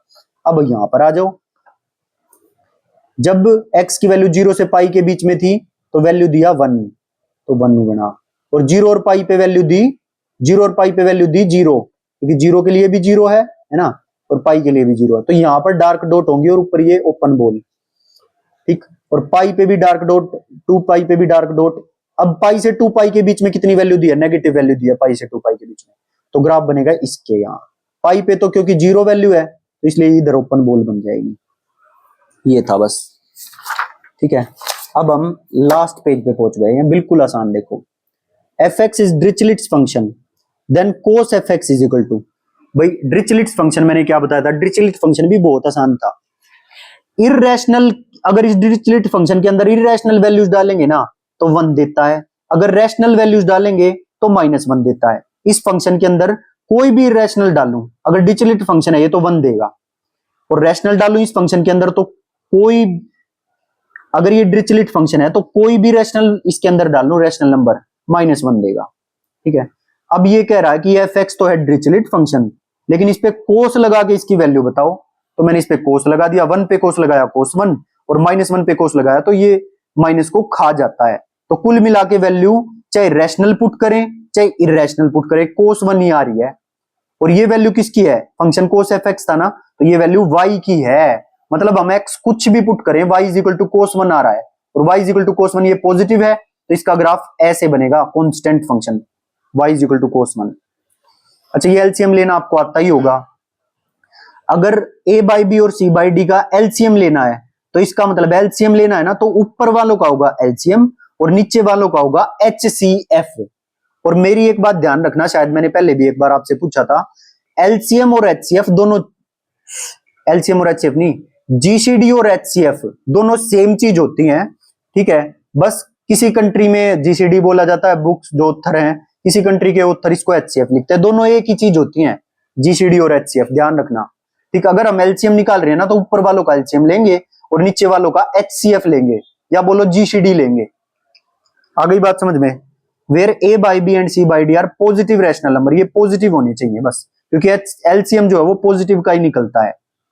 Clear? LCM is generally defined only for positive rationals, ये बात लिखवा दी है। ठीक है, अब एक और नोट है, LCM of two irrational numbers, दो इररेशनल नंबर्स का एलसीएम तो एग्जिस्ट कर भी सकता है और नहीं भी कर सकता। ठीक, जैसे √2 और √3 है, इनका एलसीएम डज नॉट एग्जिस्ट है, लेकिन π/3 भी तो इररेशनल है, 2π/7 भी तो इररेशनल है, इनका एलसीएम एग्जिस्ट करता है। तो किन्हीं दो इररेशनल नंबर का एलसीएम एग्जिस्ट कर भी सकता है और नहीं भी कर सकता, तो इनका एलसीएम क्या आएगा, ऊपर वालों का एलसीएम, ऊपर वालों का एलसीएम होगा 2π, और नीचे वालों का जीसीडी कुछ भी कॉमन नहीं है 1, तो 2 पाई आया ना इनका एलसीएम, तो एलसीएम एग्जिस्ट कर रहा है, निकाल के भी बता दिया। देखो पाई कॉमन ले लिया, इनका एलसीएम निकालना तो ऊपर वालों का एलसीएम और नीचे वालों का जीसीडी, नीचे वालों का जीसीडी 1 है, 2 और 1 का एलसीएम 2, 2 पाई बटे में 1 आंसर। और एक बात और गांठ बांध लेना कि रैशनल और इररेशनल नंबर का एलसीएम पॉसिबल नहीं है निकलना, डज नॉट एग्जिस्ट आएगा। दो इररेशनल नंबर का एलसीएम निकल सकता है, दो इररेशनल नंबर का एलसीएम एग्जिस्ट कर सकता है, बट दो रैशनल और इररेशनल नंबर का एलसीएम कभी एग्जिस्ट नहीं करेगा। यही लिखा हुआ है, LCM of rational and irrational number is not possible, does not exist. अब अगर ऐसी ही दो फ्रैक्शन दे दे, दो रैशनल नंबर दे दे और उनका एचसीएफ निकालना हो, तो अब की बार एचसीएफ निकालना है तो अब की बार ऊपर वालों का एचसीएफ होएगा, या बोलो ऊपर वालों का जीसीडी होएगा और नीचे वालों का एलसीएम निकलेगा। तो ये तरीका था भाई। इसी के साथ हमारा फंक्शन टॉपिक खत्म होता है। और 1 घंटे 40 मिनट की देख लो अभी तक की अपने बैच की लॉन्गेस्ट क्लास है ये, पूरा फंक्शंस कंप्लीट करवाने के लिए रखी गई थी, ठीक है। और बड़े ध्यान से और बिल्कुल अच्छे तरीके से इसको रिवाइज करना, इस पूरे फंक्शंस टॉपिक को, ठीक है। और इसी के साथ आपका फंक्शंस इक्विवेलेंस रिलेशन फंक्शन मतलब फंक्शन खत्म हो गया आपका। मैं एक बार सिलेबस दिखा देता हूं, ये रहा, ठीक है। इस यूनिट में equivalence relation function, composition of function, invertibility and inverse of function, ये खत्म हो गया। बस थोड़ा सा पार्ट बचा है, 1-to-1 correspondence and cardinality of a set, ये टॉपिक बचा है और ये आधे पेज का भी नहीं है, ठीक है। तो इसकी वीडियो या तो मैं आपको नोट्स दे दूंगा, उसमें से पढ़ लेना, कुछ भी नहीं है इसमें, आप देखते ही समझ जाओगे। कार्डिनलिटी ऑफ अ सेट का मतलब होता है उस सेट के अंदर कितने एलिमेंट हैं, कोई भी सेट देगा उसके अंदर कितने एलिमेंट हैं। और 1-to-1 कोरेस्पोंडेंस ये आधे पेज का है, वो आपको नोट्स में मिल जाएगा, उसको खुद पढ़ के देखना। और बाकी मैं इस पे छोटी वीडियो भी बना दूंगा, वो आपको कल मिल जाएगी। बाकी आपका फंक्शंस कंप्लीट हो गया है और इसी के साथ फिर ये यूनिट भी कंप्लीट हो गई है। बेसिक नंबर थ्योरी हम कंप्लीट कर चुके हैं, थ्योरी ऑफ इक्वेशंस कंप्लीट कर चुके हैं, कॉम्प्लेक्स नंबर कॉम्प्लेक्स के साथ ही करेंगे। अब यूनिट 4 जो है वो मैट्रिसेस है और ये मैट्रिसेस लीनियर के साथ करवाई जाती है। तो इसी के साथ अलजेब्रा में जो कुछ हमें करना था वो हम कर चुके हैं, ठीक है। अब जिस भी बच्चे को पेड बैच में ज्वाइन होना है तो भाई देर मत करो, जितना जल्दी हो सकता है आ जाओ, नहीं तो सिलेबस आपका अकेले यूट्यूब से खत्म नहीं हो पाएगा। पैरेलल सिलेबस चल रहा है, यूट्यूब पे भी चल रहा है साथ साथ और बैच में भी चल रहा है। जो चीज यूट्यूब पे चल रही है वो सिलेबस वो बैच में नहीं होगी, जो बैच में चल रहा है वो यूट्यूब पे नहीं होगा, समझो इस बात को, ठीक है। बैच वालों को भी यूट्यूब से ही पढ़ना है जो चीज यूट्यूब पे हो रही है, आ गई बात समझ में। तो देर बिल्कुल मत करो, बिल्कुल रीजनेबल फीस ली जा रही है आपसे और कोई ज्यादा चार्ज नहीं है। और इतनी सारी चीजें देखो, सिर्फ दिन का 34 रुपए चार्ज है और उसमें doubt support, handwritten PDF और पीवाईक्यूज और मतलब प्रॉपर हम पढ़ा रहे हैं और टाइमली लेक्चर मिलेंगे, ये देखो आप। तो ठीक है, तो जिस भी बच्चे को इनरोल होना हो तो वो बेझिझक और बिना सोचे इतनी ईमानदारी के साथ वही काम करने हैं। अब भी आपको विश्वास नहीं होगा तो और कैसे होगा ये बताओ, ठीक है। सो मिलते हैं नेक्स्ट क्लास में, till then bye bye, thank you.